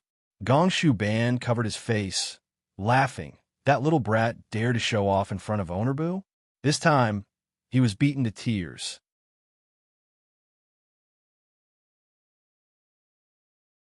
Chapter 11:13. Crying. Even Bufong couldn't help but be a little bewildered. He had never thought that this little boy would sit on the ground and cry in the middle of cooking. Looking at him, crying himself hoarse, Bufong felt a little embarrassed. Did he bully him a little too much? The corners of Bufong's mouth twitched. However, he had been very merciful. He didn't cook any high-level dishes. He shook the black turtle constellation wok. Steam rose from the wok, and the aroma lingered, forming the phantom of a giant bull, hovering above the wok. Bufong didn't do much. He took out a blue and white porcelain bowl and poured the food from the wok into it. Of course, this didn't count as a finished dish. Bufong looked at the crying golden boy. The corners of Bufong's mouth twitched. Was he trying to make a joke? The dragon bone kitchen knife appeared in his hand, spinning in his hand. Then it slashed down. With a thud, it hit the white tiger heaven stove. The sound was so loud that the crying golden boy froze. Tears and snot ran down his face. He looked at Bufong, dumbfounded. Why are you crying? As a chef, even if you can't even hold your knife, you still have to finish the dish. Crying is the behavior of coward. Bufong looked at the golden boy, his face cold. The golden boy was bewildered. Then, he raised his head and burst into tears. The golden boy felt wronged. This chef challenge was a humiliating one, not to mention the fact that he was scared by Bufong that he couldn't even hold his knife. Just the heart of cooking pa from the other's body was enough to scare him to the point where he didn't dare to move. Every time he cooked something important, he would be startled, which made him so depressed that he wanted to vomit blood. He was a genius of a 9-revolution Nether Chef's clan, but he was too young. He had only completed the 3rd revolution. However, he was very proud. He was such a proud person, but because of Bufong, he couldn't hold his kitchen knife anymore and couldn't cook. Under the pressure of Bufong's imposing manner, he was like a fool. He did not dare to move. He also wanted to finish the dish, but the grievance in his heart made him feel uncomfortable. This time he cooked, he was simply a mess. Even if he used his toes to think, he knew that he was going to lose this chef's challenge. Who told him that the Heaven Chief realm's Heaven Chief was weak? This kind of standard was even more oppressive than his big brother. Golden Boy's heart was filled with regret. If he had known earlier, he wouldn't have pretended. Bufong looked at the Golden Boy, who continued to cry and couldn't be bothered with him. A wimpy kid would always be a wimpy kid. In the restaurant, you walked out with Cece, wearing a long black dress, whose fair and slender legs were exposed to the air. She leaned against the door with her arms crossed, watching Bufong cook. As for Cece, she was hugging Yu's long legs, sticking her head out and watching curiously. However, Cece's attention was attracted by the Golden Boy, who was sitting on the ground and crying in the distance. Is this wimpy kid crying because he's competing with Teacher Boo? Cece hugged Yu's long legs, raising her head and asking Yu. Yu glanced at the Golden Boy, who was sitting on the ground and crying. Her red lips parted slightly. He's just a wimpy kid. Cece can't learn from this crybaby. Cece nodded. She pouted. Her big eyes looked at the Golden Boy in the distance. Suddenly, she gathered her courage and shouted, Cece doesn't want to be a crybaby. The corners of Bufong's mouth twitched. He turned to look at Cece, who was standing next to Yu. Yes, Cece be good, Bufong said. Cece lifted her head proudly. She would become Teacher Boo's proudest student. Sister Ru listened to the conversation between Bufong and the little girl. She felt that the Golden Boy had thrown her face away. The Golden Boy had been too smooth. Because of his identity in the 9-revolution Nether Chefs, no one dared to defeat him. And now, in the Heaven Chief realm, he was beaten to tears in his first chef challenge. Sister Ru felt a little helpless. The Golden Boy seemed to hear the little girl's voice. He stopped crying, sobbing, and looking at Cece. He seemed to hear Cece's voice. The Golden Boy straightened his neck. I'm not crying. After saying that, she sniffled a little. Shameful. Teacher Boo made you cry, but you don't want to admit it. Shameful. Cece made a face at the golden boy. I'm not crying. It's because it's too spicy. He used chili to trick me. The golden boy argued. Bufong rolled his eyes. Chili was too spicy, kids nowadays. Are they all so shameless? Cece, don't talk to him. Don't be led astray by him. You'll learn to cry too. Bufong said. Cece stuck her tongue out, snorting. The golden boy was anxious. How could he lose his face in front of a girl? That damn heaven chief. The golden boy stood up, holding the knife. His face was still wet with tears and mucus. He glared at Bufong. Bufong glanced at him indifferently. Then, he sprinkled the oil into the black turtle constellation wok. Sizzle.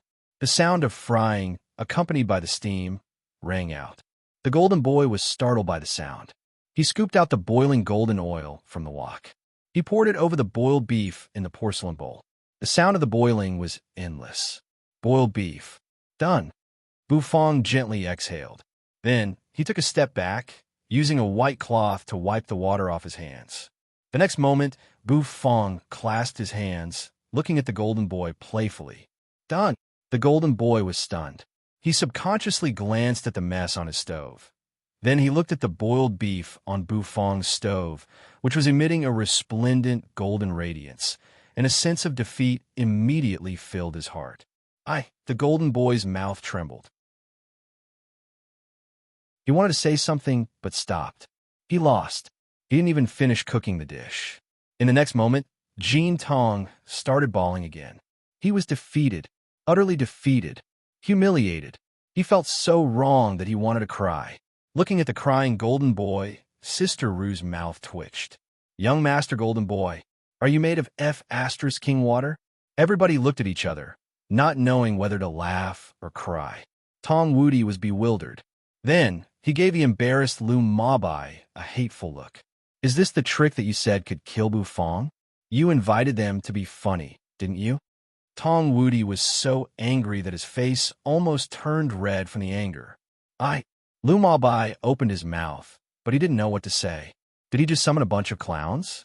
And they were the monstrous geniuses of a 9-revolution Nether Chef's clan. He was humiliated in a chef's challenge.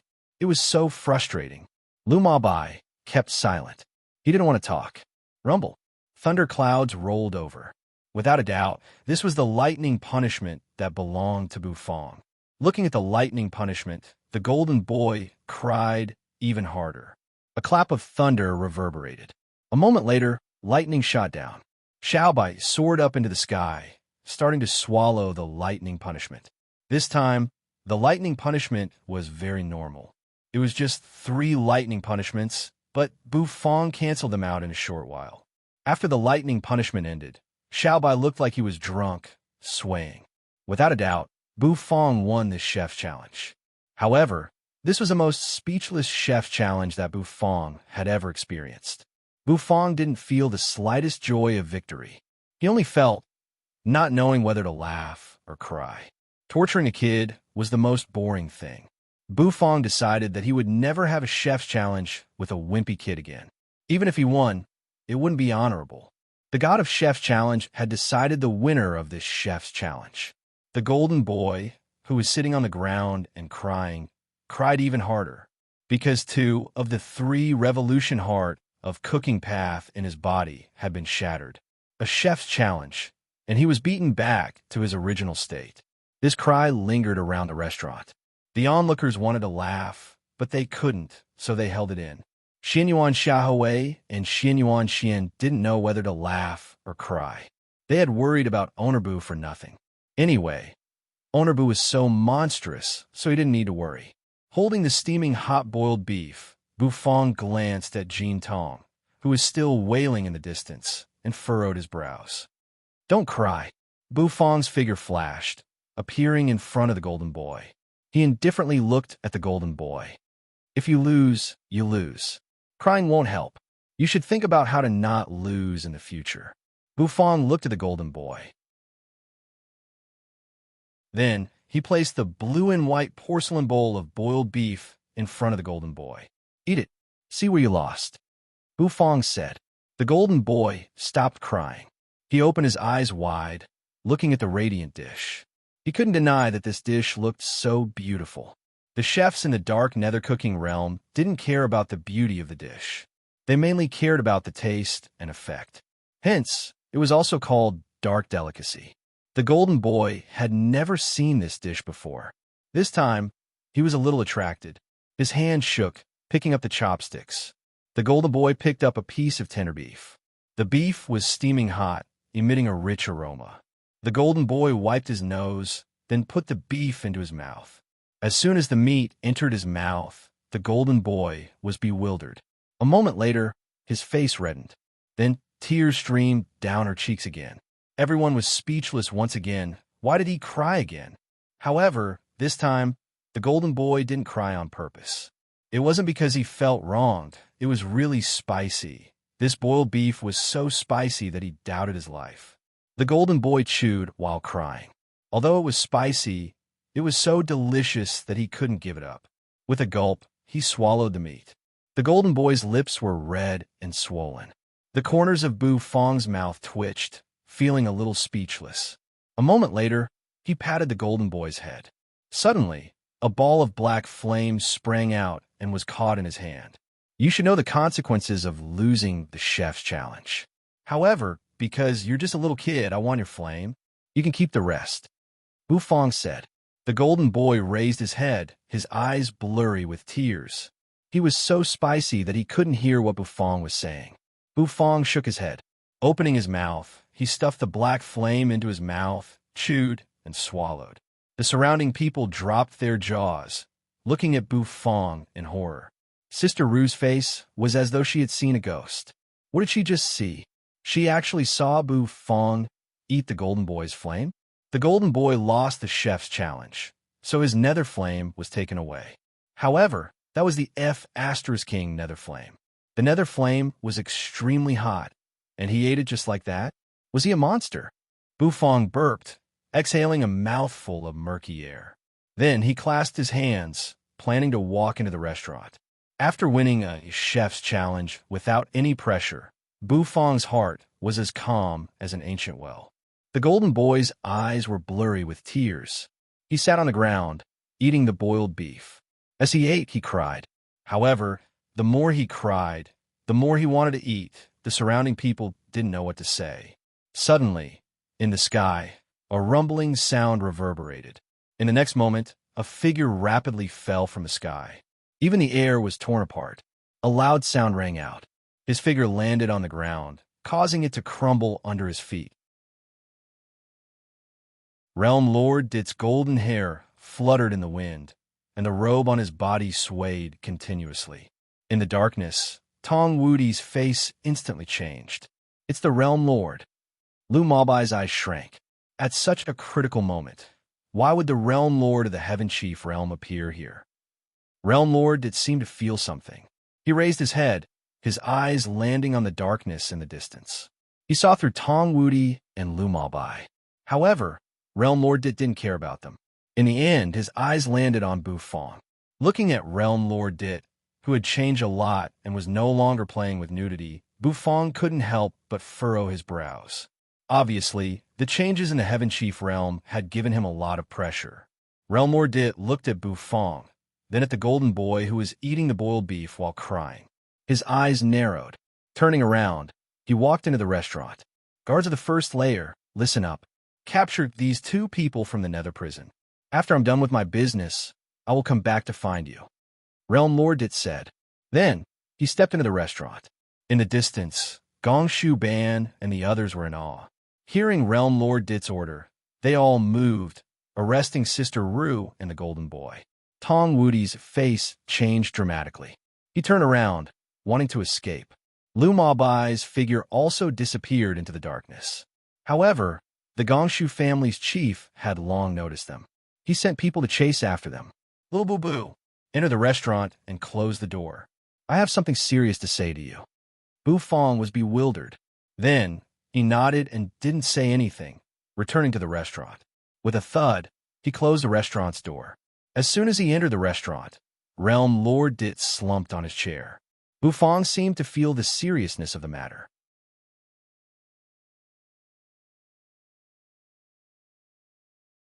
Chapter 11:14. Realm Lord Dit slumped on the chair, letting out a long sigh. His spirit was so exhausted. In order to revive the Heaven Tree seed, he had used all his means, and his mental force was almost exhausted. However, he still couldn't find a way. In the Heaven Chief restaurant, Realm Lord Dit couldn't help but relax, slumping on the chair. Bufong's restaurant always had a kind of magical power that made people's minds not tense, and they could feel comfortable and relaxed. Bufong didn't say anything. He walked into the kitchen. After a long time, he walked out, taking out a blue and white porcelain cup, placing it in front of Realm Lord Dit. He also placed a cup in front of him. Then, he took out the Acheron Helplessness wine. Swish, the clear wine liquid shone under the light. Instantly, the rich wine aroma filled the air, teasing people's taste buds. Realm Lord Dit opened his eyes, looking at the wine. He couldn't help but look excited. Good wine, Realm Lord Dit said sincerely. Bufong just twitched the corner of his mouth, not saying anything. The Acheron Helplessness wine could be considered the best wine that Bufong could take out so far. However, if it wasn't for Realm Lord Dit's tired face, Bufong wouldn't have taken it out. After all, Bufong didn't have much of this wine left, and it was quite troublesome to brew it. Pouring a cup for himself, Bufong put down the wine jar. On the other side, he also pulled out a chair and sat down, quietly looking at Bufong. Bufong thought for a while, then handed his cup to you, pouring another for himself. The wine aroma spread, completely filling the entire restaurant. Taking a deep breath, Realm Lord Dit felt his mind uncontrollably clear. Grabbing the wine cup, he gently took a sip. The wine flowed down his throat into his stomach, and the aroma circulated in his mouth.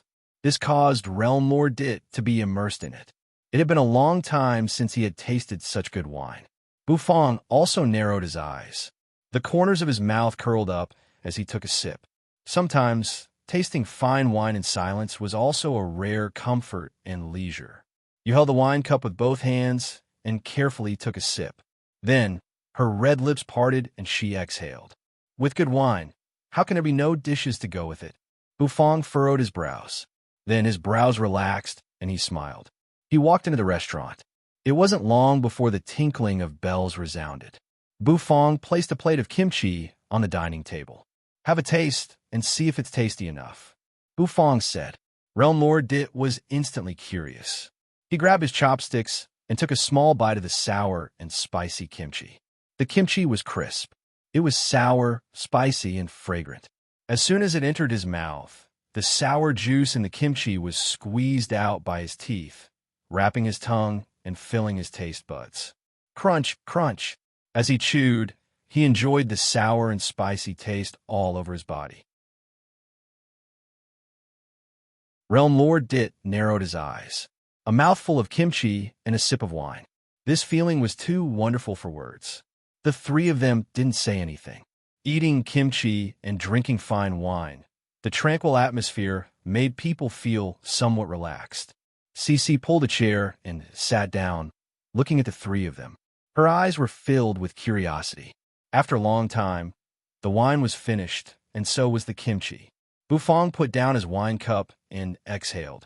Yu's nose was a little red, which was caused by the spicy taste of the kimchi. However, her pale face was now blushing. She looked quite cute.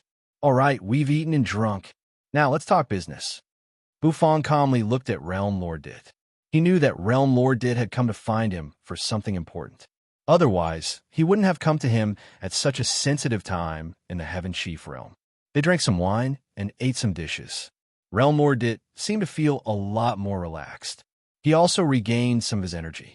He looked at Bufong, smiling. Little Boo Boo knows me well. After drinking your wine, it made me recall a lot of things. Realm Lord Dit rubbed his chin, then moved his hand. A golden radiance appeared in his hand. It was 2 golden seeds. The seeds were surrounded by thick, immortal energy. The immortal energy rose and fell, drifting in spirals. The seeds of the Heaven Tree? Bufong pondered, looking at Realm Lord Dit suspiciously.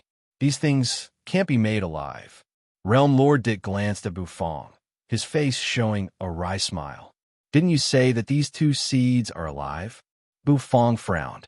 They're alive, but they won't germinate no matter what. Realm Lord Dit rubbed his golden hair, saying with a headache, I feel that they were damaged by your bursting, pissing meatballs. Don't. We're on the same side. Don't push the blame to others. Bufong gave him a look. He didn't want to admit that the heaven tree seeds were damaged by his bursting, pissing meatballs. Moreover, he had asked Realm Lord Dit. This fellow even patted his chest and promised that the seeds wouldn't be damaged. All right, since that's the case, I'll reluctantly do it. It has nothing to do with you. But little boo-boo, when are you going to give me a few hundred bursting, pissing meatballs so that I can conquer the sea of stars? Realm Lord Dit said, All right, give me 10 seeds of the heaven tree in exchange. Bufong said with an expressionless face. Realm Lord Dit almost vomited blood. 10 seeds of the heaven tree. Why don't you go to heaven? If you don't have any, then shut up. Bufong gave Realm Lord Dit a disdainful look. All right, let's get down to business. Originally, I wanted to brew some sorrowful emotions, but after being messed with by you, I don't have any emotions anymore. Realm Lord Dit rubbed his hair and said, Let's get down to business, Bufong said. All right, Realm Lord Dit nodded. Then, he shook his hand again, and a gray-white wine jar appeared. Placing the wine jar on the table, Realm Lord Dit winked at Bufong. This jar of wine is a fine wine that I've meticulously brewed. I'll leave it here for now. In the future, I'll come here often to drink. Realm Lord Dit said, This wine isn't any worse than the wine you just took out. What? Bufong was bewildered. Was this the serious matter? The corners of Bufong's mouth twitched, but he didn't say anything. He grabbed the gray-white wine jar and walked toward the kitchen. He lifted the curtain, causing the bell on the curtain to jingle. After placing Realm Lord Dit's wine jar into the cabinet, Bufong turned around and walked out. Are you done? Realm Lord Dit said. Yes, can we get down to business now? Bufong nodded. Yes, I'll leave the wine here. This Realm Lord can rest assured. Even if the Heaven Chief world is destroyed, you can still keep my memories here. Realm Lord Dit said with a smile. Little boo-boo, what if the seeds of the heaven tree can't be planted? Realm Lord Dit said. Bufong didn't say anything, calmly looking at Realm Lord Dit. After Realm Lord Dit complained for a while, he raised his head, looking at Bufong. Now, the only way is to go to Earth Prison to find the Spring of Life. So, little boo-boo, can you help me go there? The Spring of Life? Bufong's brows arched. You, who was standing at the side, also arch your brows. The Spring of Life flows in the God-Vanishing Mountain, one of Earth Prison's 3 great forbidden lands. Even if the little saint goes there, he might die. You actually want Bufong to go there? Yu's eyes instantly turned pitch black, staring at Realm Lord Dit. This Realm Lord has no other choice. The Heaven Chief world can't leave this Realm Lord, so I can only ask Little Boo Boo for help. Realm Lord Dit was incomparably distressed. Of course, Little Boo Boo can bring that mangy dog along. With that mangy dog, the Spring of Life can definitely be obtained. Realm Lord Dit's eyes lit up. If I, Lord Go to the God-Vanishing Mountain, you will never be able to obtain the Spring of Life, because that crazy woman will tear the God-Vanishing Mountain apart. So, I, Lord Go, will definitely not step into the God-Vanishing Mountain, even half a step. Lord Go, who was lying at the side, yawned, faintly saying. Realm Lord Dit's body instantly stiffened. You mangy dog, don't tell me that you stole that woman's underwear in the God-Vanishing Mountain. What kind of hatred? The corner of Realm Lord Dit's mouth twitched. Shut up, Lord Go. Why do I need to explain my actions to you? Oomph. Lord Go's head tilted, lying down again, snoring loudly. The corner of Realm Lord Dit's mouth twitched. The seed of the heaven tree has fallen into a deep sleep, and only the Spring of Life can awaken it. But now I can't leave the Heaven Chief world. Right now, the Nether Prison's Saint Realm experts can't enter the Heaven Chief world because of the formation, but as the Heaven Chief world declines, the formation will eventually not be able to stop those Saint Realm experts. At that time, when a Nether Prison attacks, the Heaven Chief world will definitely be destroyed. Once the Heaven Tree's spirit in Heaven Chief world is taken away, everything will be hopeless. Right now, I must stay in the Heaven Chief world to prevent those nobodies from invading the Heaven Chief world. Realm Lord Dit's words were very sincere, and what he said was the truth. As long as the seed of the Heaven Tree was not awakened, the Heaven Chief world crisis would not be resolved. Realm Lord Dit also had no other way. He could only beg Bufang. No one else could do it, whether it was Meng Qi or the Zhou Lords. Do you really believe that I can get the spring of life back? Bufang furrowed his brows. Of course I believe you, Lil Boo Boo. I'm just trying to save a dead horse. Realm Lord Dit said. Bufang. The atmosphere suddenly became silent. You didn't say anything. She had said what she should say. God Vanishing Mountain was very dangerous. After all, it was a forbidden land and earth prison. If Bufang was determined to go, she wouldn't stop him. Bufang touched his chin. To tell the truth, he really didn't want to go. However, he couldn't just watch the Heaven Chief world collapse. Moreover, obtaining the spring of life was beneficial to Bufang and not detrimental. After all, he still had a seed in his heaven and earth farmland, and Johann San couldn't do anything about that seed. Perhaps he could only use the spring of life? Thus, Bufang couldn't make up his mind. Just when Bufang was hesitating, the system interfered again. The system's solemn and serious voice resounded in his mind. Temporary mission. Please go to the God Vanishing Mountain and Earth Prison to obtain the source of the spring of life and help the seed of the Heaven Tree recover. Mission reward. 1 fragment of the God of Cooking set. 1 seed of the 9 Revolution Great Path Tea Tree. Bufang's eyes suddenly shrank. He sucked in a breath of cold air. He didn't expect the system to speak at this time. He didn't feel anything about the mission. What was important was the mission reward. The fragment of the God of Cooking set. The God of Cooking set hasn't been collected yet? Bufang was a little dumbfounded. He thought that the White Tiger Heaven Stove was the last piece of the God of Cooking set. Now, it seemed that he was too naive. However, Bufang couldn't help but feel excited. The God of Cooking set's help to Bufang was undeniable. Bufang would never have too many of these things. Moreover, there was another reward, the 9 Revolution Great Path Tea Tree.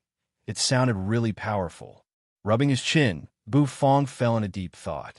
Realm Lord Dit, on the other hand, looked at Bufang with hope. He had really pinned all his hopes on Bufang. Suddenly, Bufang moved. He raised his head, his eyes landing on Realm Lord Dit. Realm Lord Dit's heart shivered, and his breathing quickened. Go to the God Vanishing Mountain and Earth Prison to find the spring of life. I agree. Bufang looked at Realm Lord Dit, his eyes suddenly shining. But I have a request.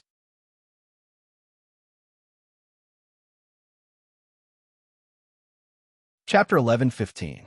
Request. Bufang's words stunned Dit Realm Lord. He didn't expect that Bufang would have a request. Little Boo Boo, who are we? What request do you have? Realm Lord Dit flipped his hair and grinned, revealing his pearly white teeth. Bufang looked at him, his face expressionless. Turn right when you get out of the door. I won't see you out, Bufang said. Then, he turned around, wanted to lift the curtain at the kitchen door and enter. However, Realm Lord Dit eventually stopped Bufang.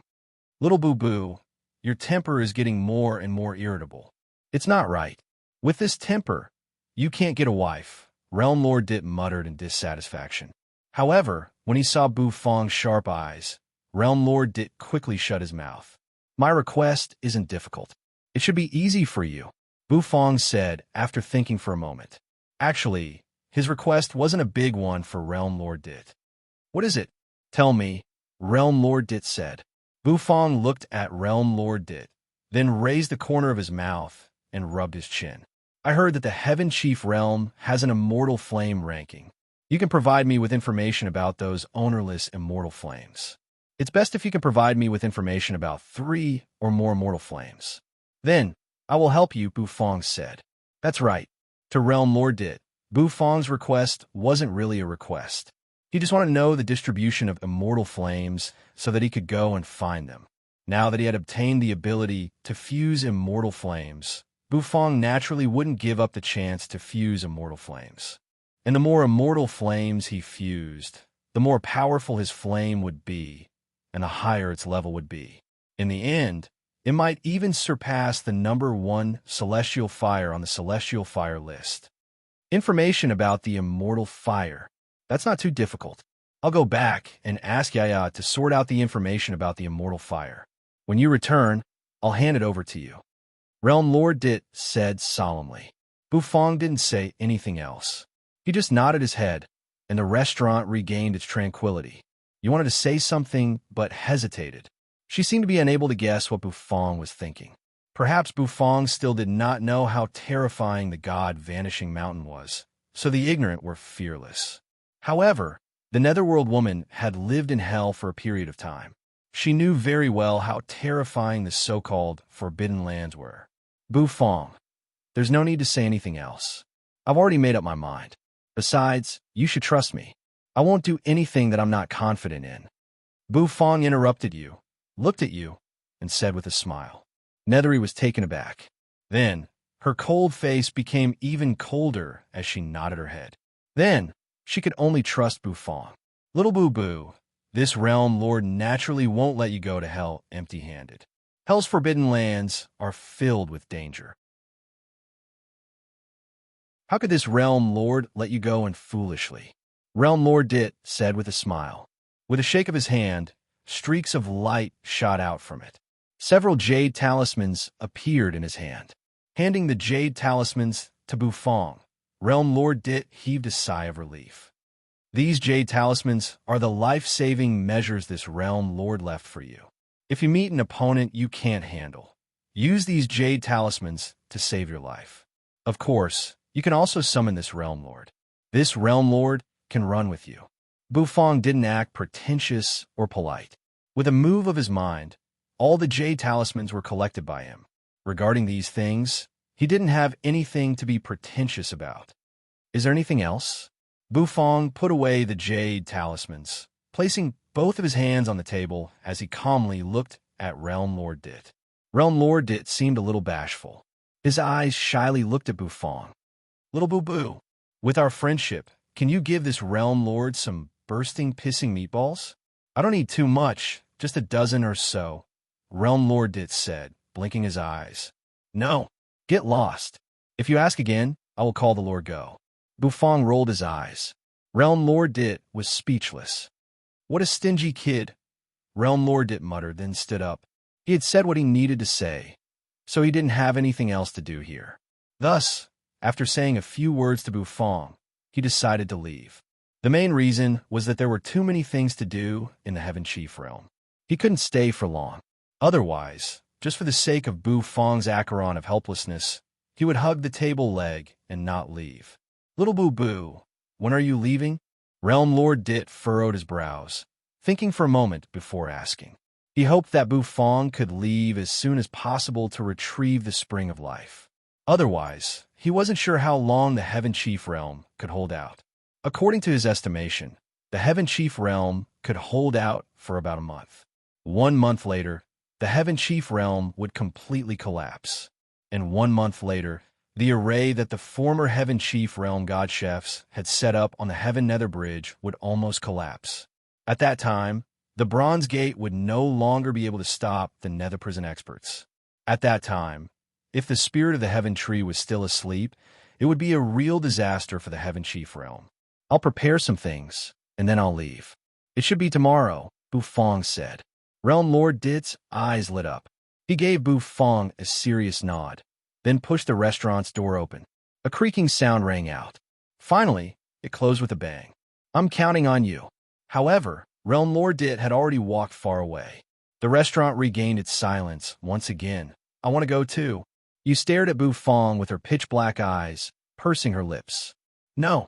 Bufong lowered his head and tidied up the cups as he directly refused.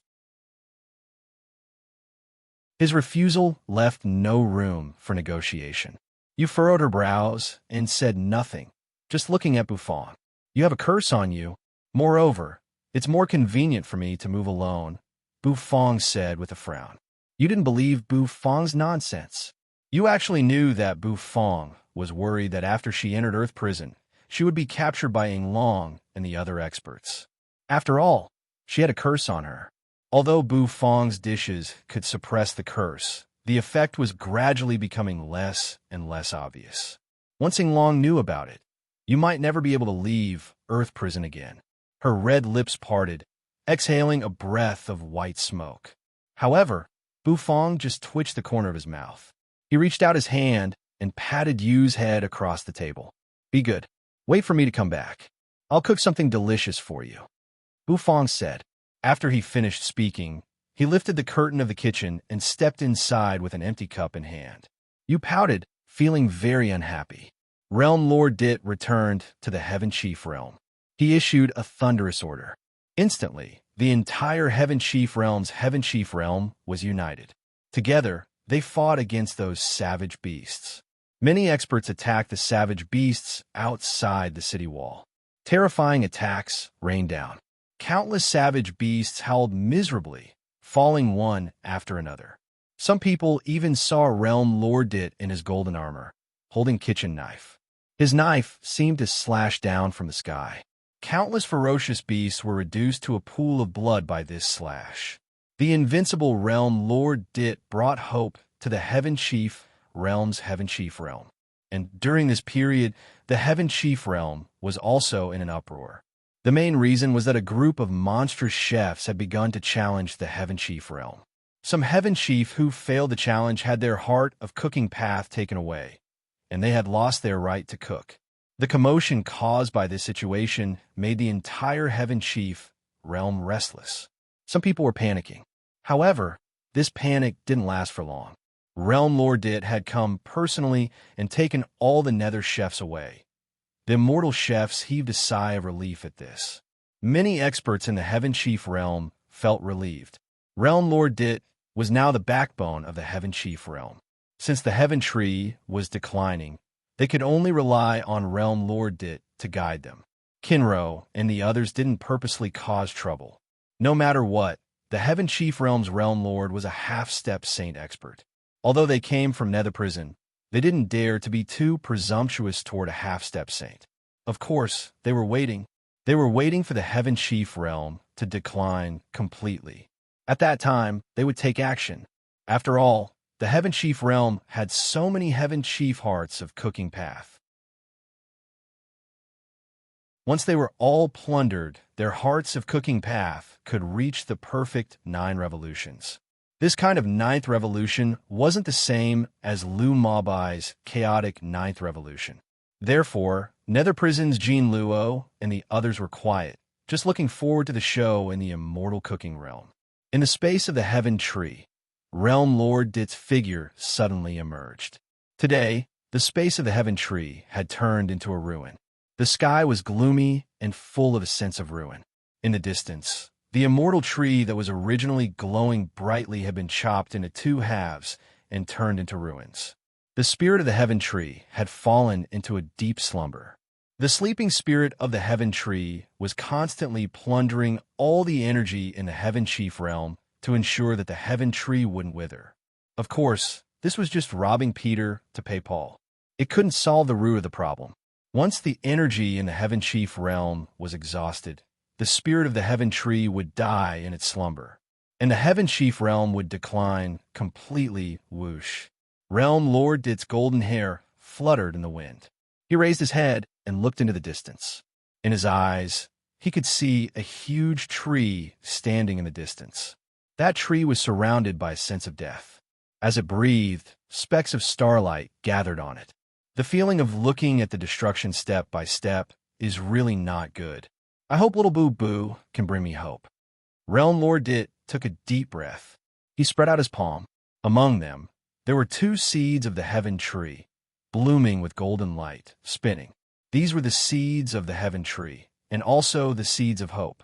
In the first layer of the Heaven Chief realm, Heaven Chief Restaurant, it was late at night.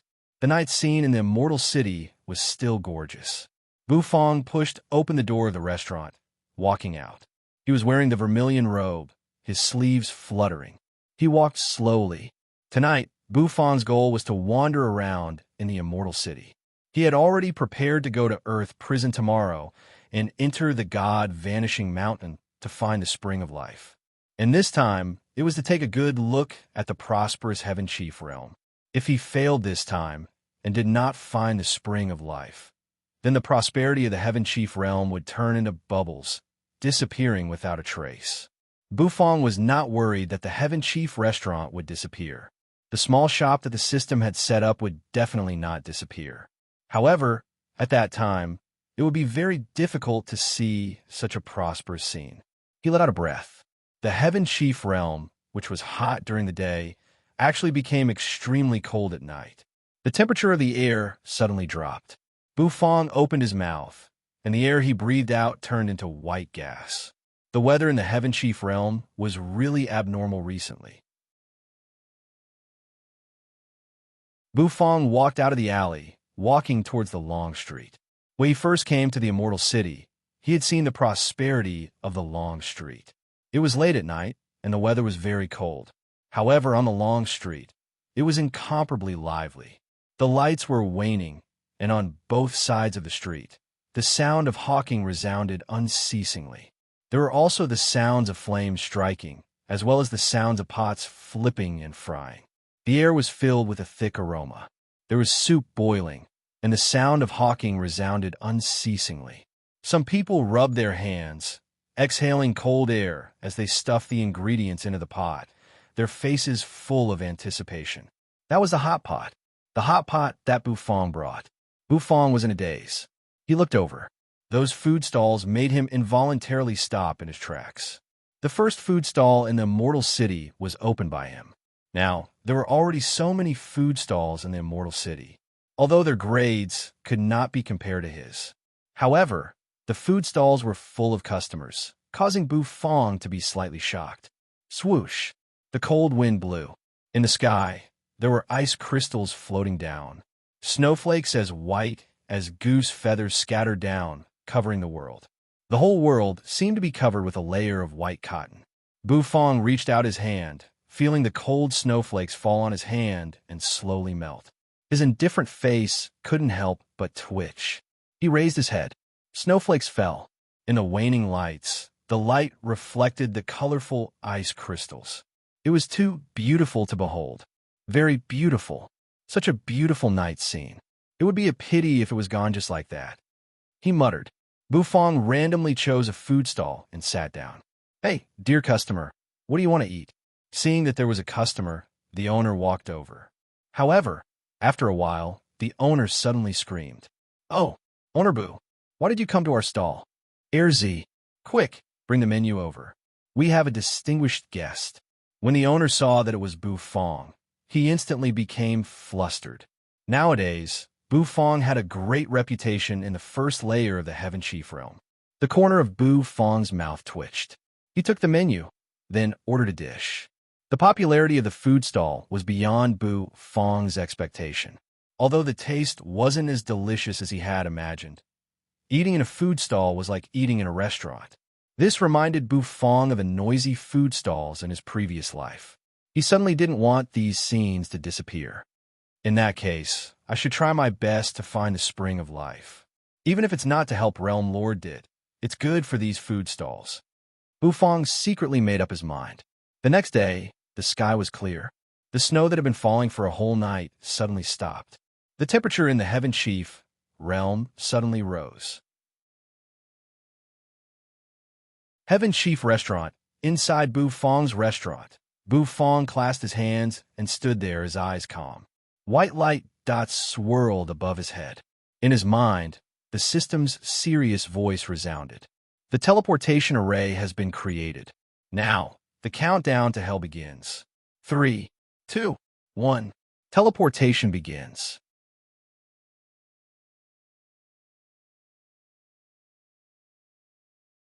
Chapter 11:16. Buzz. A mysterious wave of energy diffused from the Heaven Chief restaurant. Bufong stood at his spot. Above his head, white light dots hovered. The system's voice echoed in his head. Earth prison teleportation countdown over. Teleportation begins. The system's voice faded. Bufong felt that the slowly drifting specks of light above his head had suddenly sped up. Each speck of white light seemed to be tearing the void apart. A mysterious wave of energy diffused from them. Bufong raised his head, looking at the white light dots. His eyes were a little misty. That light, that was the system's teleportation array. In the past, Bufong wasn't strong, so he didn't have a concept of it. Now, looking at the light dots, he felt a mysterious aura coming. That aura was a little like the Great Path, and also a little like the principles. In short, it was very mysterious. Just when Bufong was about to investigate further, a figure suddenly appeared. A terrifying suction force burst out from the array. A moment later, a white light beam shot up into the sky.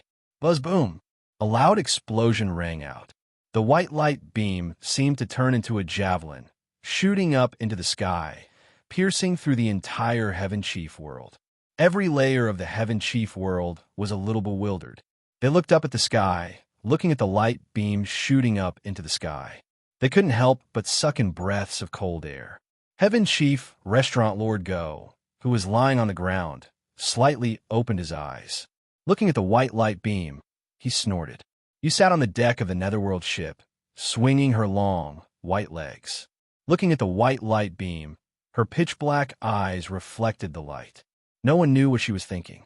Heaven Chief World's first layer in the darkness, Lu Mobai's figure slowly emerged.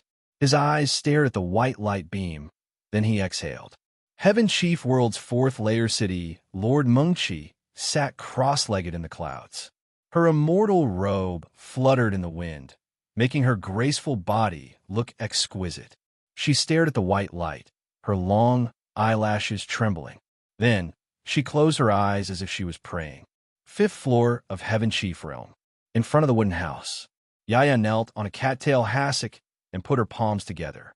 She lowered her head and squinted her eyes. She opened them sleepily and looked at the beam of light in the sky, her eyes filled with hope.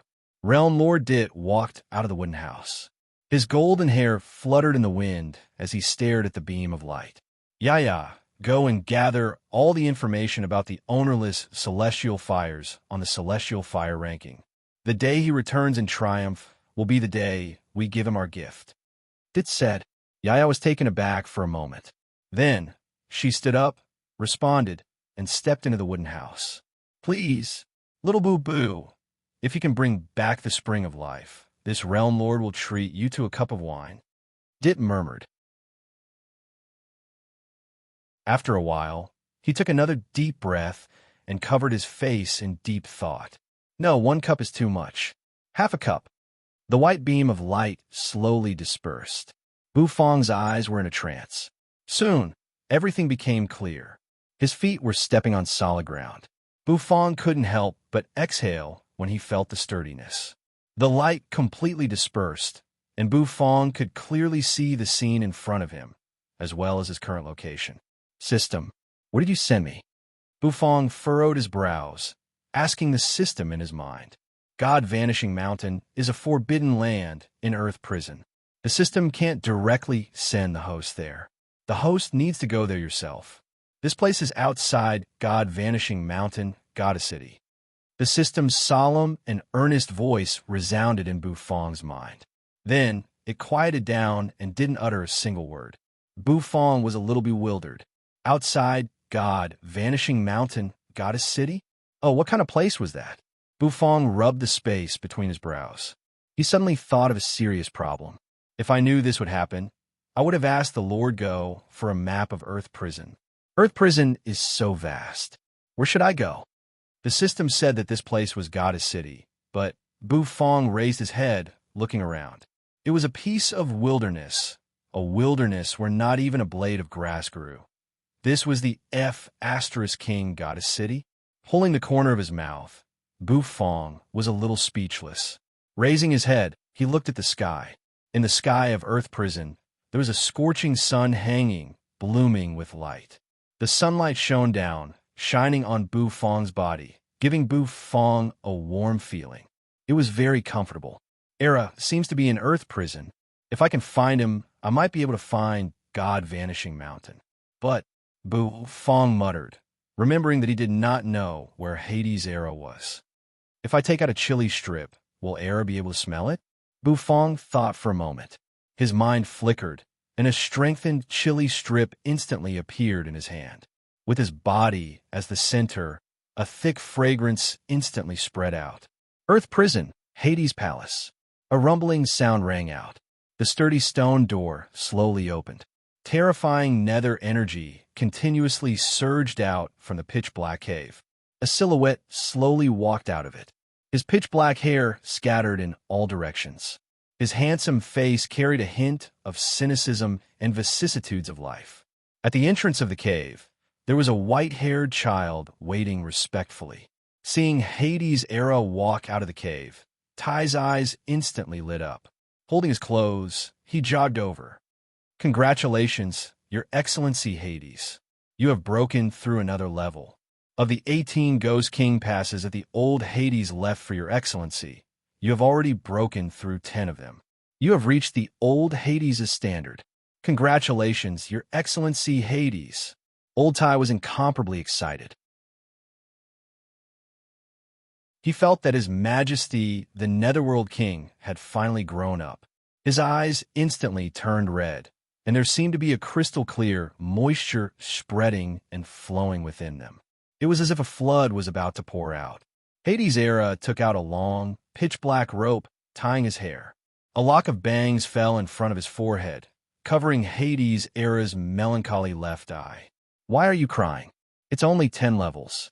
Only 10 of the 18 Ghost King passes. There are still 8 levels left. Congratulations, my ass." Hades' era glanced at Ty, then put on his brocade robe.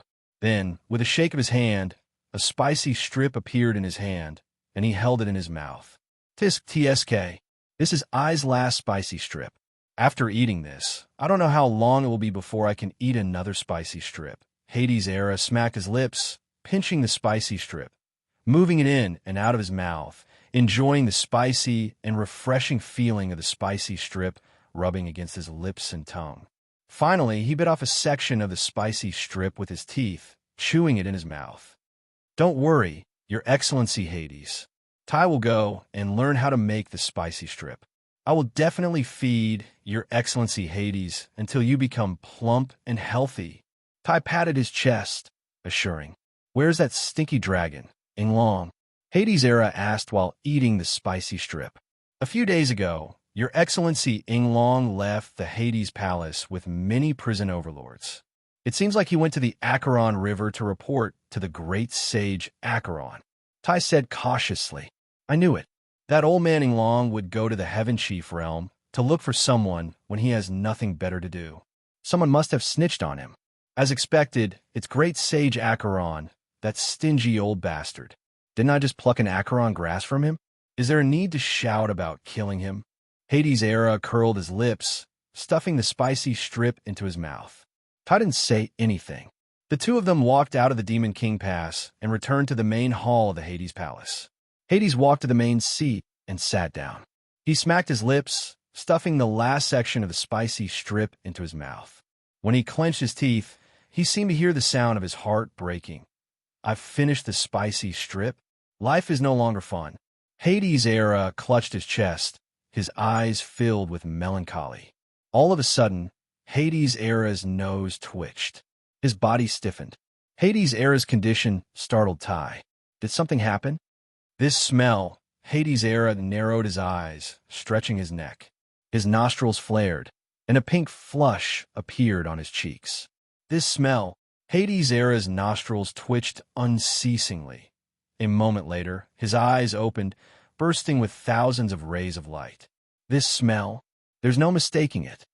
With a swishing sound, Hades' era stood up from his seat. "It's the smell of the spicy strip. No, it's not an ordinary spicy strip. It was as though I could feel a raging flame. If the previous spicy strip was a toothpick, this spicy strip is a wooden stick." Hades' era covered his face, suddenly laughing out loud. Ty's face was filled with fear. "Lord Hades, is he King crazy? Ty, go out with I. If I's guess is correct, the spicy strip has come to hell." "Oh no, Bufong, young man, has come to hell." Nether King Ha flicked the bangs on his forehead, his eyes shining. "Go out? I can't. Lord Inglong is coming back soon. Tai hurriedly waved his hand. But before he could finish his words, Hades' Era picked him up, clamped him under his armpit, and shot out. I'm not bringing you to other continents. This is hell. Don't tell me that as Hades, I don't even have the freedom of life. If old Manning Long is not satisfied, I will fight him. Fight until that stinky dragon is satisfied. The air was filled with Hades' Era's voice. And Tai's voice. Seems like it's useless. Bufong exhaled, putting away the spicy strip. Clasping his hands, he turned around and took a step. He had only done it on the spur of the moment. He didn't really think that he could use a spicy strip to summon Era. Era was Hades, not Lord Go. His nose shouldn't be that sensitive. Putting away the spicy strip, Bufong looked at the boundless wasteland. He didn't see the goddess city that the system mentioned. According to the system, if he wanted to find the god Vanishing Mountain, he had to find the goddess city. Standing there, he naturally couldn't think of a way. Thus, Bufong decided to go far away. A city couldn't just disappear in a thin air, right? Bufong thought. Then, he took a step forward. One step forward. A moment later, Bufong was stunned. He lowered his head to look at his feet. He saw that the soil under his feet had suddenly changed. It turned into hands of mud. Those hands grabbed Bufong's feet, suddenly pulling Bufong down. What is this? Bufong was startled. The vermilion robe on his body suddenly changed, instantly turning scarlet. Flaming wings appeared on his back, trying to pull his body out. However, the effect wasn't obvious. Bufong furrowed his brows. His mind flickered. Instantly, a magic array appeared. As it moved, Xiao Bai and Xiao Opi appeared in the void. Pull me out, Bufong said to Xiao Bai. Xiao Bai's mechanical eyes twinkled. He nodded his round head, then landed on the ground. Xiao Bai's fan-like hand grabbed Bufong's palm. Huh. Suddenly, Bufong and Xiao Bai were slightly stunned. A moment later, mud hands appeared under Xiao Bai's feet. Xiao Bai, with a dumbstruck face, quickly fell. Because Xiao Bai was holding Bufong's hand, the huge force pulled Bufong down. At this moment, Bufong suddenly had a feeling that he was tricked by Xiao Bai. Xiao Opi's compound eyes rolled. Then, he turned into a jet of gold light, landing on Bufong's shoulder. Swoosh! The ground moved for a while, then returned to normal. And Bufong, Xiao Bai, and Xiao Opi disappeared. Countless mud hands swayed in front of Bufong. Xiao Bai fell, his heavy body dragging Bufong down. All of a sudden, Bufong found that everything in front of him had suddenly become clear. Swoosh! The sound of the wind echoed in his ears. Boom! A loud sound echoed. Xiao Bai fell on the ground like a meteor. He flipped and got up, his fan-like palm rubbing his round head. Bufong gently landed on the ground. Raising his head to look ahead, his eyes narrowed in shock. Boom! Bufong lifted his head, and his vision instantly widened. Towering city walls stood tall, with rows upon rows of skyscrapers.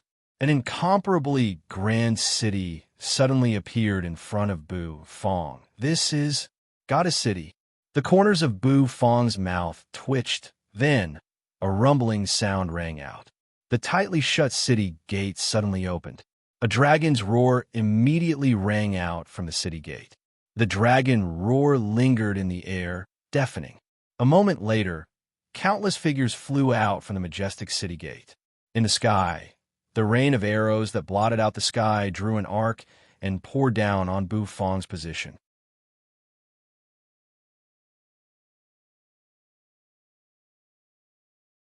Chapter 11:17. Bufong stood where he was a little dazed. He looked at the dense group of women riding dragons rushing out of the city gate in the distance. That's right. It was a group of women riding emerald green lizard dragons. They held bows and arrows, shooting at him. A dense wave of arrows shot out. From afar, it seemed as if they had covered the sky, as if they had turned into a rain of arrows. It was very frightening. Men, catch that man. Even though they were far away, Bufong couldn't help but hear the roar of the woman, who was riding a giant green dragon in the front.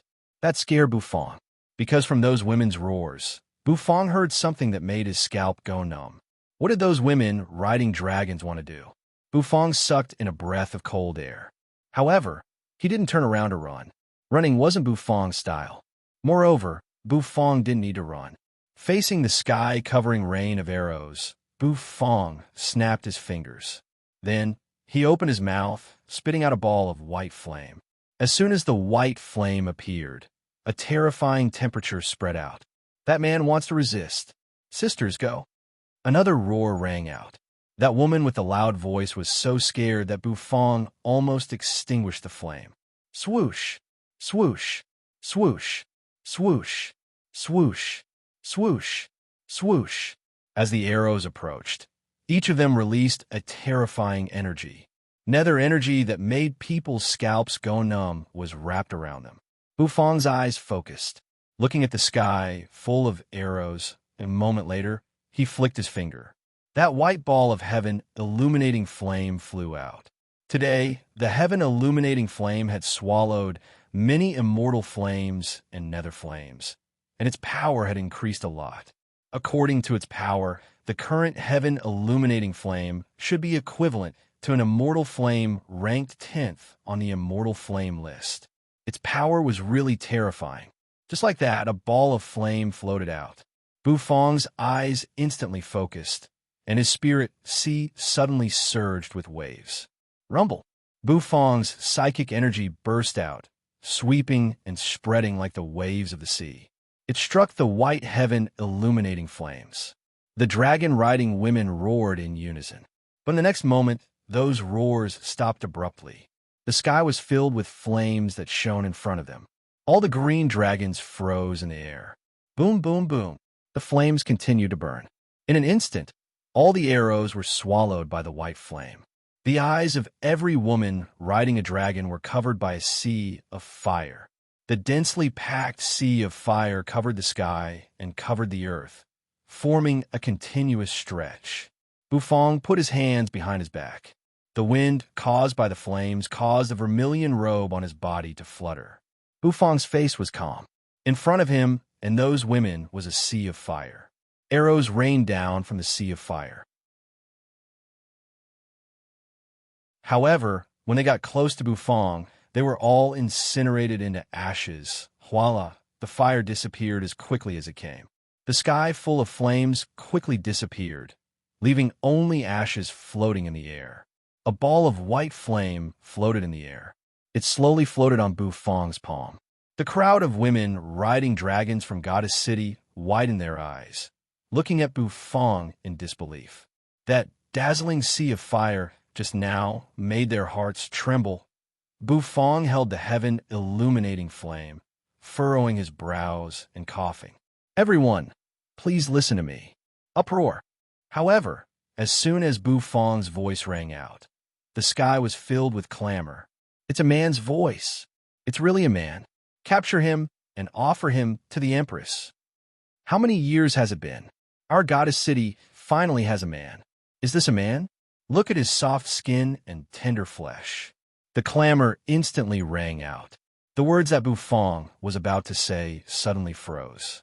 Listening to those chattering voices, Bufong suddenly felt a little scared. What were these women talking about? Was it so strange to see a man? The green dragons flapped their wings again. A moment later, they flew toward Bufong. Boom, boom, boom. Terrifying sounds rang out one after another. Then the green dragons fell, smashing on the ground, causing the ground to tremble. They surrounded Bufong in the center. Curious gazes shot over from the dragons' backs, staring at Bufong. It made Bufong feel as though he had been stripped naked. Goddess City, what kind of place have I come to? Bufong's heart was filled with an inexplicable fear. He asked the system. However, the system didn't say a word. Bufong felt as though he had been tricked by Xiaobai. He had been tricked by the system. A deep and low dragon roar rang out.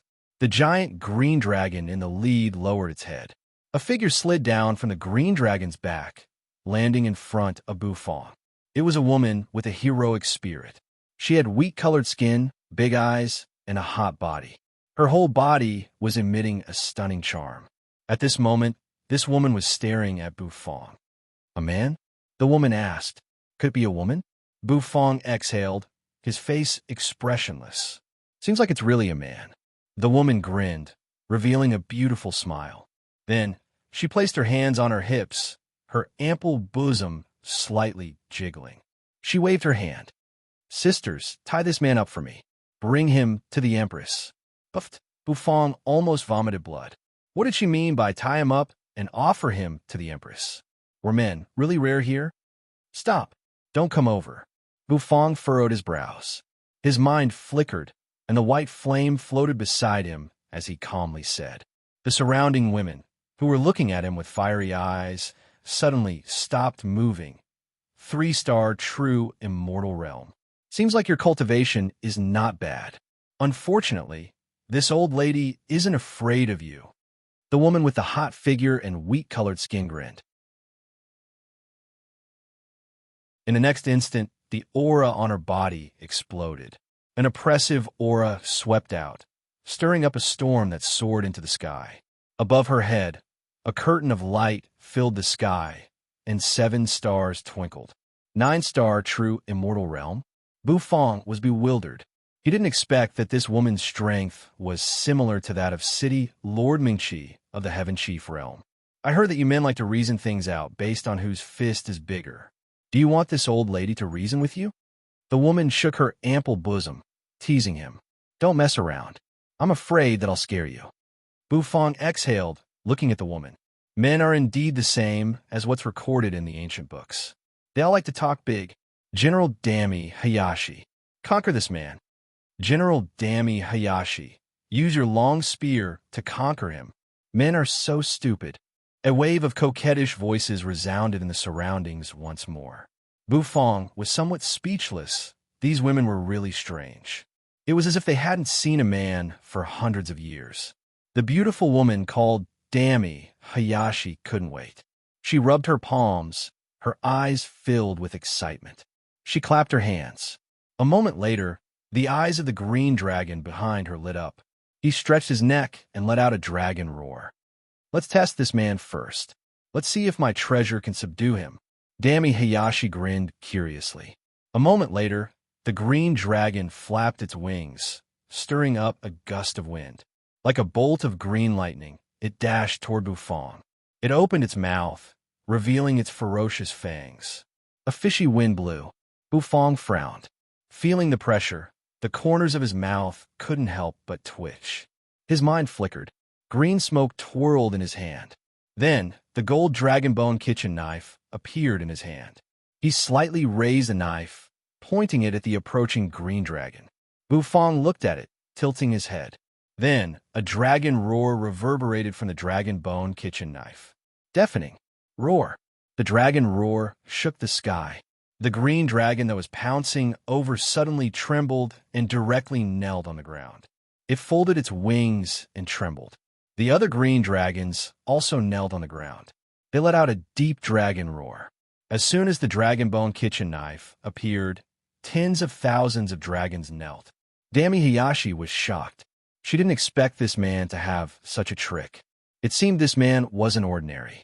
What was his purpose in coming to Goddess City? For a moment, Dami Hayashi felt a sense of crisis. Her hand shook, and a pitch-black spear fell into her hand. She swung the spear. The sharp energy shattered the air, pointing at Bufang. Dami, stop. Invite this mister into the city and treat him well. Just as Dami Hayashi was about to turn hostile, instantly, a gentle voice drifted out.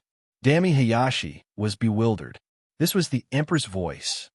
The Empress invited this man into the city? Dami Hayashi's face revealed a suspicious look. However, she didn't dare to disobey the Empress' order. Then, she put away her spear, and a hint of suspicion appeared on her beautiful face. Mister, the Empress invited you into the city. Please follow me.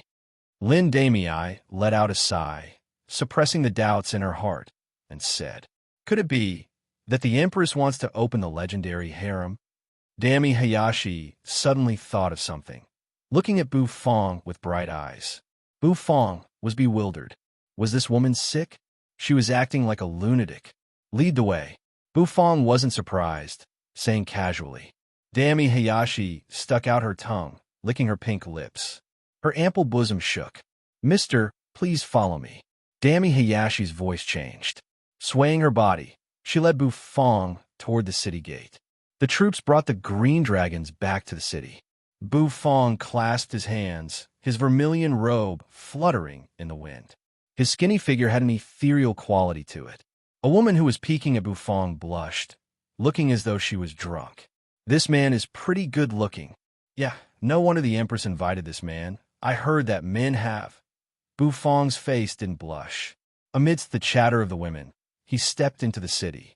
The majestic city gate closed with a loud bang. Bu Fong's brows jumped. He had a bad premonition. Did he enter a strange place? Goddess City. Bu Fong looked around. Women with hot bodies were curiously looking at Bu Fong. They were wearing sexy clothes. Bu Fong took a deep breath. His hand shook, taking out a spicy strip and putting it in his mouth. He didn't say anything. He just ate a spicy strip to calm himself down. An oppressive roar resounded in the air. Then, a figure dashed over from a distance. He hovered in the air. Old Tai's white hair had already been blown up by the wind, and his face looked disheveled. Hades' era brushed his bangs. He raised his head, looking into the distance. The corners of his mouth twitched. That direction. Bu Fong, young man, actually went to that place.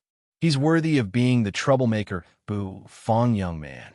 Thinking about the consequences of Bu Fong entering that place, Nether King Erha wore a playful look. Then his feet rumbled, and his figure once again shot out, turning into a stream of light that sped away. The illusionary void was torn apart.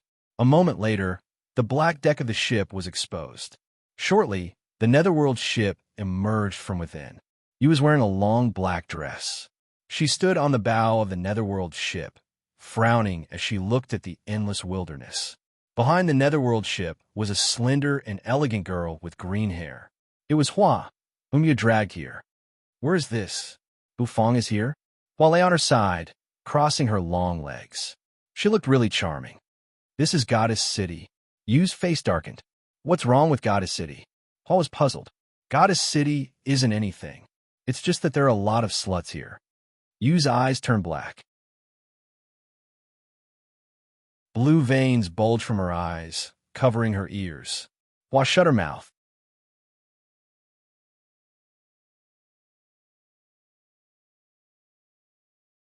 Chapter 11:18. Goddess City. This was a city that belonged to women. At least, Bu Fong didn't see any men or male creatures. There were little girls, teenage girls, young women. Of course, there were also old women. However, there were no men. Even the green dragon that the troops brought back was a female dragon.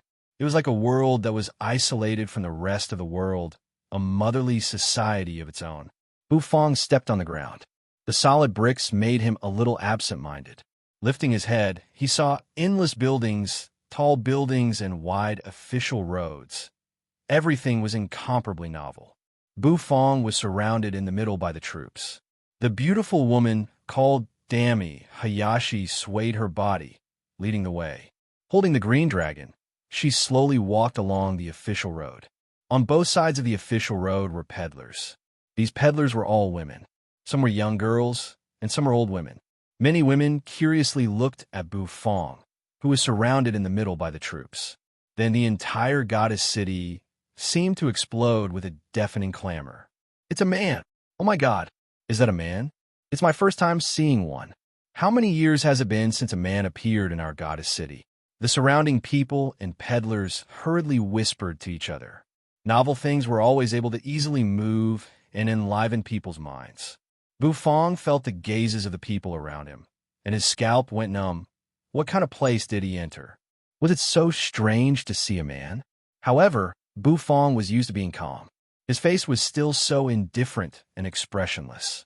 Dami Hayashi held the green dragon's hand. Glancing at the calm Bu Fong, she grinned.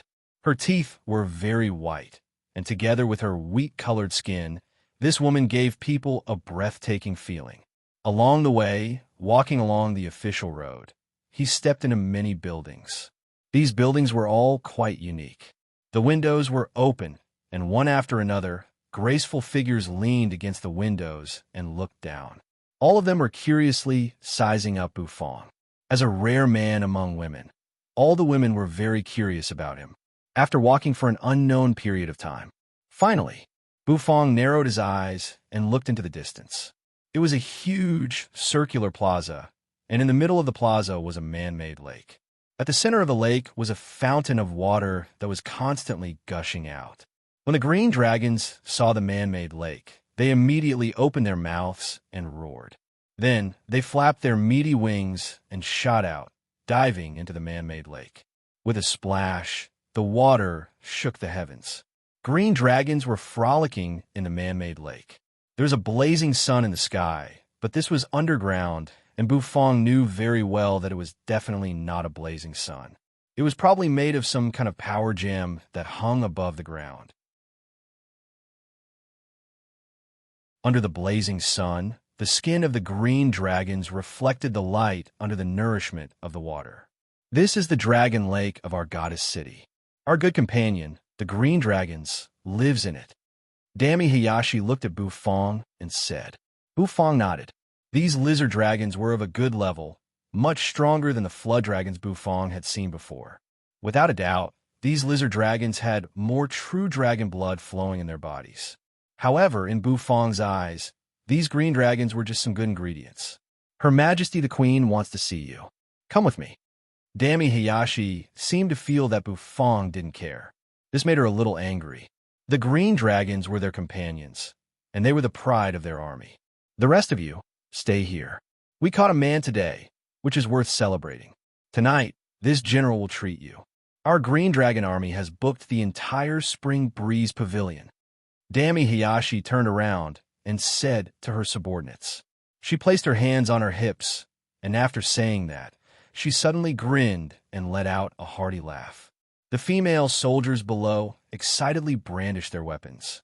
After saying that, Dami Hayashi turned around and looked at Bufang. What are you looking at? Hurry up and go. Dami Hayashi raised her brows, glaring at Bufang. The corners of Bufang's mouth twitched.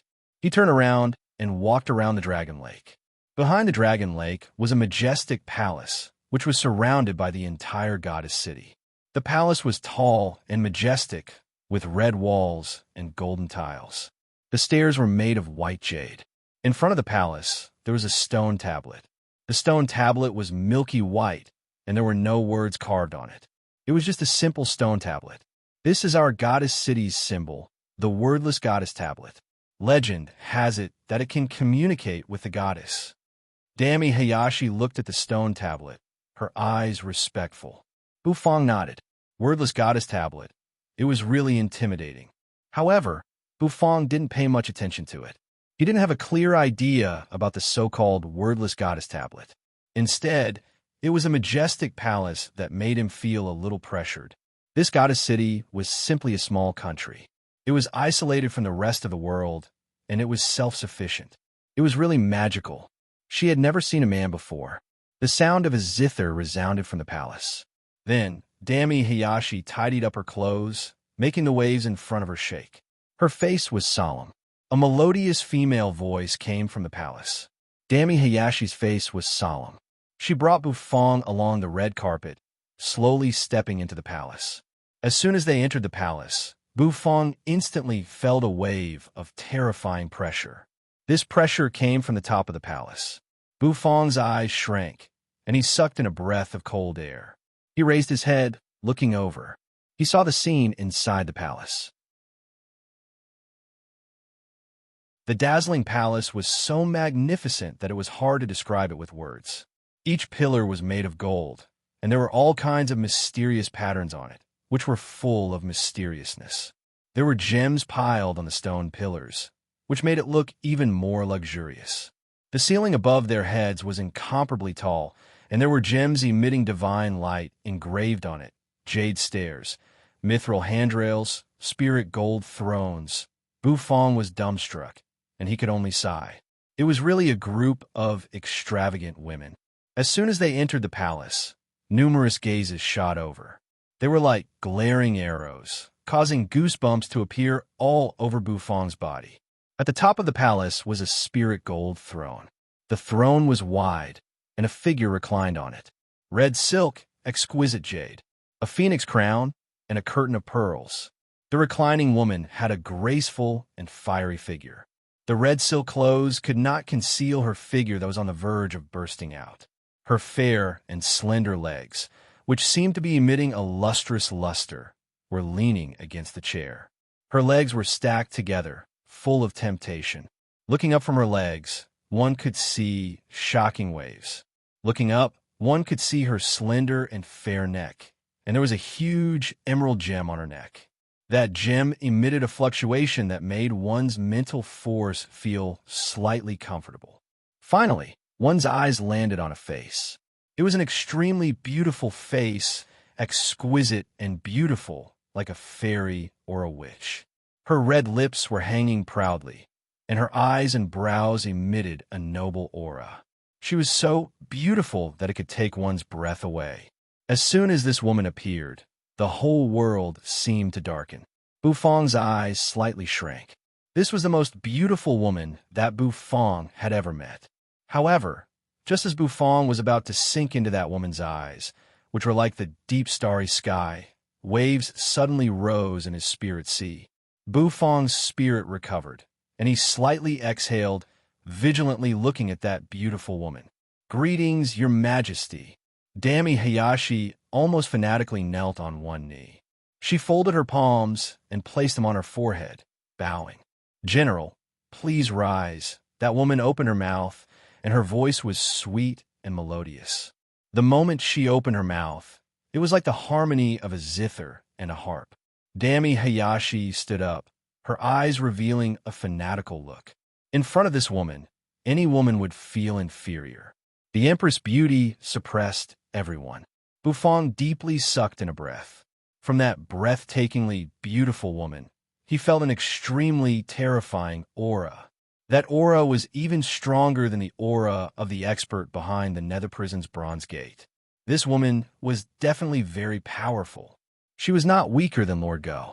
Bufong felt that he had been tricked by the system into a big hole. This woman, even if Bufong took out the perishing pot, he had no confidence that he could defeat her. Dami Hayashi opened her mouth, wanting to say something. However, the Empress raised her slender, jade-like hand and stopped her with a finger. That woman flipped over and stood up, her long legs rubbing against the spirit gold throne. Her fair, jade-like legs attracted everyone's gazes. Her red robe fluttered. That woman sat up from the spirit gold throne. Her long robe fluttered, and she wore a phoenix coronet on her head. Her body actually moved without any wind, soaring into the sky. "A man." The Empress looked down at Bufong, calmly asking. Bufong immediately felt a strong pressure pressing down on him, almost making him kneel. However, Bufong furrowed his brows. The vermilion robe on his body instantly turned scarlet, and fiery feathers fluttered behind him. He stood firmly on the spot. Although the vermilion robe was fluttering, he still stood proudly. Swish! Bufong's action caused every woman in the palace to stand up in an uproar. Everyone's face was filled with ice-cold, killing intent. The aura on these women was extremely terrifying. There were even a few auras that were not weaker than that realm lord did. "How dare you? Impudent! Why aren't you kneeling when you see Her Majesty the Empress?" Men are so savage. Delicate shouts rang out incessantly. It was like the evening drum and morning bell pressing down on Bufong's body. The voices chattered, making Bufong's head feel like it was about to split open. The Empress floated, her long legs straight. Her red lips slightly curled up, revealing a hint of interest as she looked at Bufong. It had been a long time since a man had appeared in Goddess City. The appearance of Bufong had brought many novelties to them. However, it also made many people in Goddess City anxious and fearful. It was because it was recorded in the ancient books that every time a man appeared, he would bring misfortune to Goddess City. The chattering sounds rang out incessantly. The Empress did not stop him. Bufong felt extremely depressed. "Enough," Bufong calmly said. No one cared about him. Dami Hayashi glanced at him, sneering coldly. Bufang took a deep breath, then exhaled. A moment later, his eyes suddenly shot out light. The bandage on his hand collapsed, and the roar of a beast rang out unceasingly. Black smoke twirled around his hand, and the black turtle constellation Wak appeared. The heavy black turtle constellation Wak smashed on the ground. A loud thud resounded. His voice finally drowned out the chatter of the women in the palace. It made everyone's gazes fall on his body. I said, "Enough." Bufang's gaze was like a torch, sweeping across the surroundings as he calmly said. Then, his gaze landed on the peerless beauty on the high seat. Goddess City's Empress? This one's original intention was to find God Vanishing Mountain. I have an important matter in God Vanishing Mountain, and I did not mean to accidentally enter Goddess City. Please forgive me, Empress. The vermilion robe on Bufang's body fluttered. The velvet rope that tied his hair snapped, and his pitch-black hair fluttered. His entire person looked like a banished immortal, floating and transcending. Also, this one wants to ask your majesty the way to God Vanishing Mountain. How should I go? Bufang said. As his words fell, the entire palace was silent. All the women looked at Bufang in a daze. Dami Hayashi turned her head. Her red lips parted, filled with disbelief. They did not think that this man would actually be so domineering. Puff! Suddenly, within the palace, a burst of laughter rang out. Everyone froze, looking in the direction of the Empress. They saw their respected and beautiful Empress stretch out her jade-like hands, covering her mouth as she laughed nonstop. Her eyebrows were like crescent moons, and her eyelashes trembled. After a long time, Her Majesty stopped laughing. Her cold gaze landed on Bufang's body. In thousands of years, you are the second man to enter my goddess city. Moreover, both of you are looking for God Vanishing Mountain. Really interesting. Also, I forgot to tell you, the first man seemed to call himself Hades, and he is called Tian Song. Now tell I, what is your name?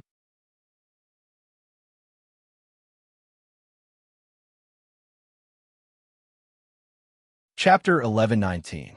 Now tell I, what's your name? The Emperor's voice was very pleasant to listen to. It was gentle with a hint of coldness, and there was a hint of laughter in her coquettish voice, ringing in people's ears. However, the Emperor's words caused Bufang to slightly freeze. He was the second man to enter Goddess City in thousands of years. The first one was called Hades Tenzang. Wait a minute. Bufang was stunned, looking at the Empress who was floating in his mouth in confusion. Who is Hades Tenzang? I only know someone called Hades Era. Bufang's mouth twitched as he replied. Hades Era. I don't know who he is, but that Hades Tenzang is really amazing. He's indeed very powerful. He picked up my mother. Oh, that's right. That Hades Tenzang is already dead. I heard that he killed his way into Nether Prison and died tragically in a foreign land. The Empress once again sat on the spirit gold throne, her two long legs stacked together. Her white and tender calves were pressed together, forming a shocking arc. The Empress raised her sleeves, holding her chin as she looked at Bufang. Killed his way into Nether Prison. Died tragically in a foreign land? Bufang sucked in a breath of cold air. With this, he knew who Hades Tenzang was. Isn't that Hades Era's father? Oh, let's not care about that guy. Tell me your name. What do you want to do in God Vanishing Mountain? The Empress seemed to be chatting as she asked Bufang. The surrounding people looked at each other, not knowing what to say. However, they did not interrupt the Emperor's questions. They did not have the guts to interrupt the Emperor's questions. I'm called Bufang. My occupation is a chef. Bufang said seriously. Chef? Once Bufang's words came out, everyone lowered their heads and whispered to each other, causing an uproar. The Empress was also stunned. Then, her red lips slightly rose, revealing a beautiful smile on her beautiful face. Chef? The kind of chef who cooks in the kitchen? You understand very well. Bufang said. He was just a simple chef who owned a restaurant. Interesting. Then how is your cooking compared to the chefs in Goddess City's Spring Breeze Pavilion? The chef of Spring Breeze Pavilion is the best chef in Goddess City. The Empress leaned on her throne and said plainly. Bu Fong frowned, as if he didn't quite understand what the queen meant. However, he still heaved a sigh of relief. I am invincible. As soon as these words were spoken, it caused another uproar. This man was too savage. The chefs of Spring Wind Pavilion were the best chefs in Goddess City. Every time the queen held an imperial banquet, the dishes were cooked by the chefs of Spring Wind Pavilion. Did this man think that his culinary skills were better than the chefs in Spring Breeze Pavilion? Bu Fong looked indifferent. The queen also narrowed her eyes, looking at Bu Fong. After a long time, the queen waved her hand. Do you want to know the way to God Vanishing Mountain? Do you know what kind of place God Vanishing Mountain is? Hell's Forbidden Land, God Vanishing Mountain. I know. I must go there. Bu Fong was very serious. The life and death of Heaven Chief Realm was related to whether he could find the spring of life in God Vanishing Mountain. I don't really understand why you men want to go to God Vanishing Mountain, but I don't need to understand. I can give you a chance. It depends on whether you can grasp this chance or not. The queen looked at Bu Fong. Her hand brushed across her face, finally touching her red lips. What chance? Bu Fong furrowed his brows. I'm really in a hurry. It's useless even if you're in a hurry. If you want to go to God Vanishing Mountain, I must personally lead the way. If I don't bring you there, you won't be able to reach it even if you spend your entire life. The queen smiled faintly. You can only obediently grab the chance that I gives you. Maybe you can make I accompany you to God Vanishing Mountain. Bu Fong's brows furrowed even tighter. If it was really as the queen said, this God Vanishing Mountain was really hard to enter. All right, I agree. What request do you have? Just say it. Bu Fong exhaled. He wrapped the bandages around himself and put away the black turtle constellation walk. The queen once again reclined on the spirit gold throne. Her delicate little feet and straight white jade legs were very eye-catching. The chance that I will give you is to cook an imperial feast for I and make I satisfied. Cook a feast? Bu Fong froze, then nodded his head. Cooking a feast was not like cooking a dish. Cooking a dish was only one dish. However, cooking a feast required many dishes, and each dish had a different meaning. Compared to cooking a feast was a little more difficult. Bu Fong had never cooked for a banquet before, but this did not hinder his confidence in cooking. No problem. When do you want it? Bu Fong asked. However, the queen looked at him with a strange expression. You're really a little silly. I's feast. Is it something that you can cook just because you want to? So many people are lining up to cook for I. You fight for the right to cook first. As for how to get the right, I don't know. You have to figure out yourself. All right, I's tired. I don't want to talk anymore. You can leave, the queen calmly said. Then, she opened her red lips and yawned. In the next instant, she waved her hand, signaling for everyone to leave. Bu Fong furrowed his brows, wanting to say something. However, Dami Hiyashi turned around and pressed on his shoulder. Shut up. If the queen says to leave, then leave obediently. Boom! Dami Hiyashi stomped her foot down. Then, the shock wave scattered. She brought Bu Fong, instantly rushing out of the hall. Creak! The huge spirit gold door of the hall slowly closed. Darkness slowly shrouded the place. Through the gap of the closed door, Bu Fong looked inside. There, the breathtakingly beautiful queen reclined on the spirit gold throne, her eyes looking at Bu Fong. Their gazes met. In the end, with a loud bang, the palace door closed. The queen was still reclining on the throne. Then, she flipped over and sat up. The rest of the people below had already retreated. She stretched her body, and her breasts looked like they were about to burst out of her chest. The queen let out a soft snort. An ordinary chef can come to Goddess City? Do you really think that anyone can come to my Goddess City? I want to see how different you, a chef, are. The queen stuck out her tongue, licking her red lips. Suddenly, the queen narrowed her eyes. She lifted her head, as though she could see through the illusionary void. Then, a trace of joy appeared on her face. Outside the majestic Goddess City, the illusionary void was torn. The netherworld ship slowly sailed out from within. Yu's eyes were pitch black, veins bulging all the way to her ears. She looked at the majestic city gate in the distance. When Hua saw the big city, he crawled to the front of the ship, poking his head out, looking at it in astonishment. What a majestic city! And the aura is so terrifying. Goddess City is a forbidden land city. Behind it is the god vanishing mountain. Of course, it's not ordinary. You said. Suddenly, Yu's pitch-black eyes shrank. Then, she realized that the illusionary void beside her had been torn apart. A jade-white wrist, with red silk on it, suddenly hugged Yu's neck. Then, a graceful figure came out of it. Her white, slender legs were exposed in the air, making people's hearts surge. "Oh, my sister Yu. You finally came to see me." The jade-white wrist hugged Yu's neck. In the next instant, she pressed Yu's head against her chest. That bottomless ravine caused Yu's head to be buried deep inside. Hua was dumbstruck. He looked at the woman who suddenly appeared. That woman was as dazzling as the stars. What was going on?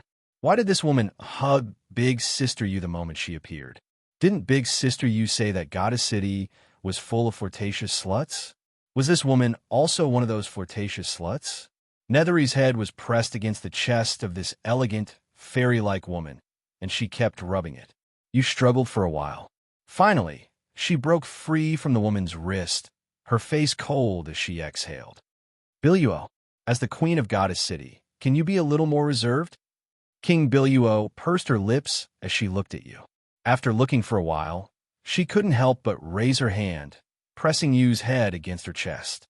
Sister Yu, long time no see. You've gotten fatter. Let me hug you. The queen narrowed her eyes as she hugged you. Her posture was really alluring. Hua's tri-flower snake eyes rolled, as though she understood. No wonder Big Sister Yu said that Goddess City was full of flirtatious sluts. Indeed, it made sense. Aya, this little girl is so cute. Come, let me pinch you. After a long time, King Biluo let go of Yu's face. Then, her gaze fell on Hua. Her eyes brightened. Then, Hua couldn't resist being pinched. His chubby face kept changing as he rubbed it. Hua's face was filled with despair. What happened? Where was she? What was she doing? You rolled her eyes. After so many years, this woman was still the same. But King Biluo didn't say much. She pulled Yu and Hua into Goddess City. In the palace, on the spirit gold throne, Yu and King Biluo sat together. King Biluo pursed her lips, narrowing her eyes as she looked at Yu from head to toe. In the next instant, a slender finger touched Yu's forehead. In an instant, the emerald green light surged. The cursed snake on Yu's body appeared. Seeing the cursed snake, King Biluo's face turned ugly, and her eyes became deeper. The cursed snake still can't be removed. It really deserves to die. Poor Sister Yu. King Biluo held Yu's head, sighing inwardly. It's okay. With Bufong's dishes to suppress it, the curse won't wake up. Everything will be fine. Yu's eyes became much gentler as she said, Bufong? The man who barged into Goddess City? Hearing you mention Bufong, King Biluo was bewildered. Yes, Bufong is my boss. I'm a waiter in his restaurant. He will provide me with dishes that can suppress the curse in my body. Nethery pondered for a moment, choosing her words carefully before replying. What? That man dares to ask my sister Yu to be his waiter? He's so daring. Empress Luo's eyes widened. This woman, even when she glared, she still had a beautiful appearance. It seems I have to throw that man into the dungeon. That way, Sister Yu will be free. Yu was a little speechless. Did this big-breasted, brainless woman ignore the latter half of her words? Where is Bufong? He wants to go to God Vanishing Mountain. Bai Lu, can you bring him there? You asked. Empress Bai Luo crossed her arms in front of her chest, causing her breasts to become even more majestic. No, I just gave him a chance to cook an imperial feast for I. If he can satisfy I will bring him there.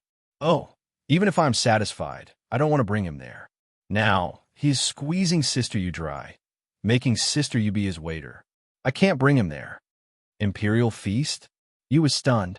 Yes, let's eat together. King Biluo smiled. Looking at Bai Lu's beautiful face and thinking about Bufong's imperial feast, Yu blinked and suddenly smiled. All right, outside Goddess City, Nether King Erha appeared with old Tai, who had a head full of white hair. Looking at the majestic goddess city, Hades' Era licked his lips. Duh, duh, goddess city. Tai naturally knew about goddess city. Seeing that Lord Hades actually brought him here, his face was instantly filled with fear. Buffon young man is definitely in that city. Looks like we have to think of a way to enter the city. Hades' Era narrowed his eyes and pondered. Your Excellency Hades, let's go. This is Goddess City. If His Excellency Inglong finds out that we went to Goddess City to stir up trouble again, he will definitely make a big fuss. Tai almost cried. However, Hades' Era didn't hear Tai's words. After a long time, his eyes suddenly lit up. He raised his hand and rubbed his face. Then, he looked at Tai with hope. Tai, please look at I's eyes and tell I seriously. How are your makeup skills? Can you make I as beautiful as a fairy? Hades' Era said sincerely. Tai was bewildered. A moment later, his face was filled with fear. My lord Hades, don't tell me you want to dress up and sneak into the city? That you're tuning in to the Warrior Lore YouTube channel. Don't forget to subscribe and join us on this journey to catch the most captivating stories.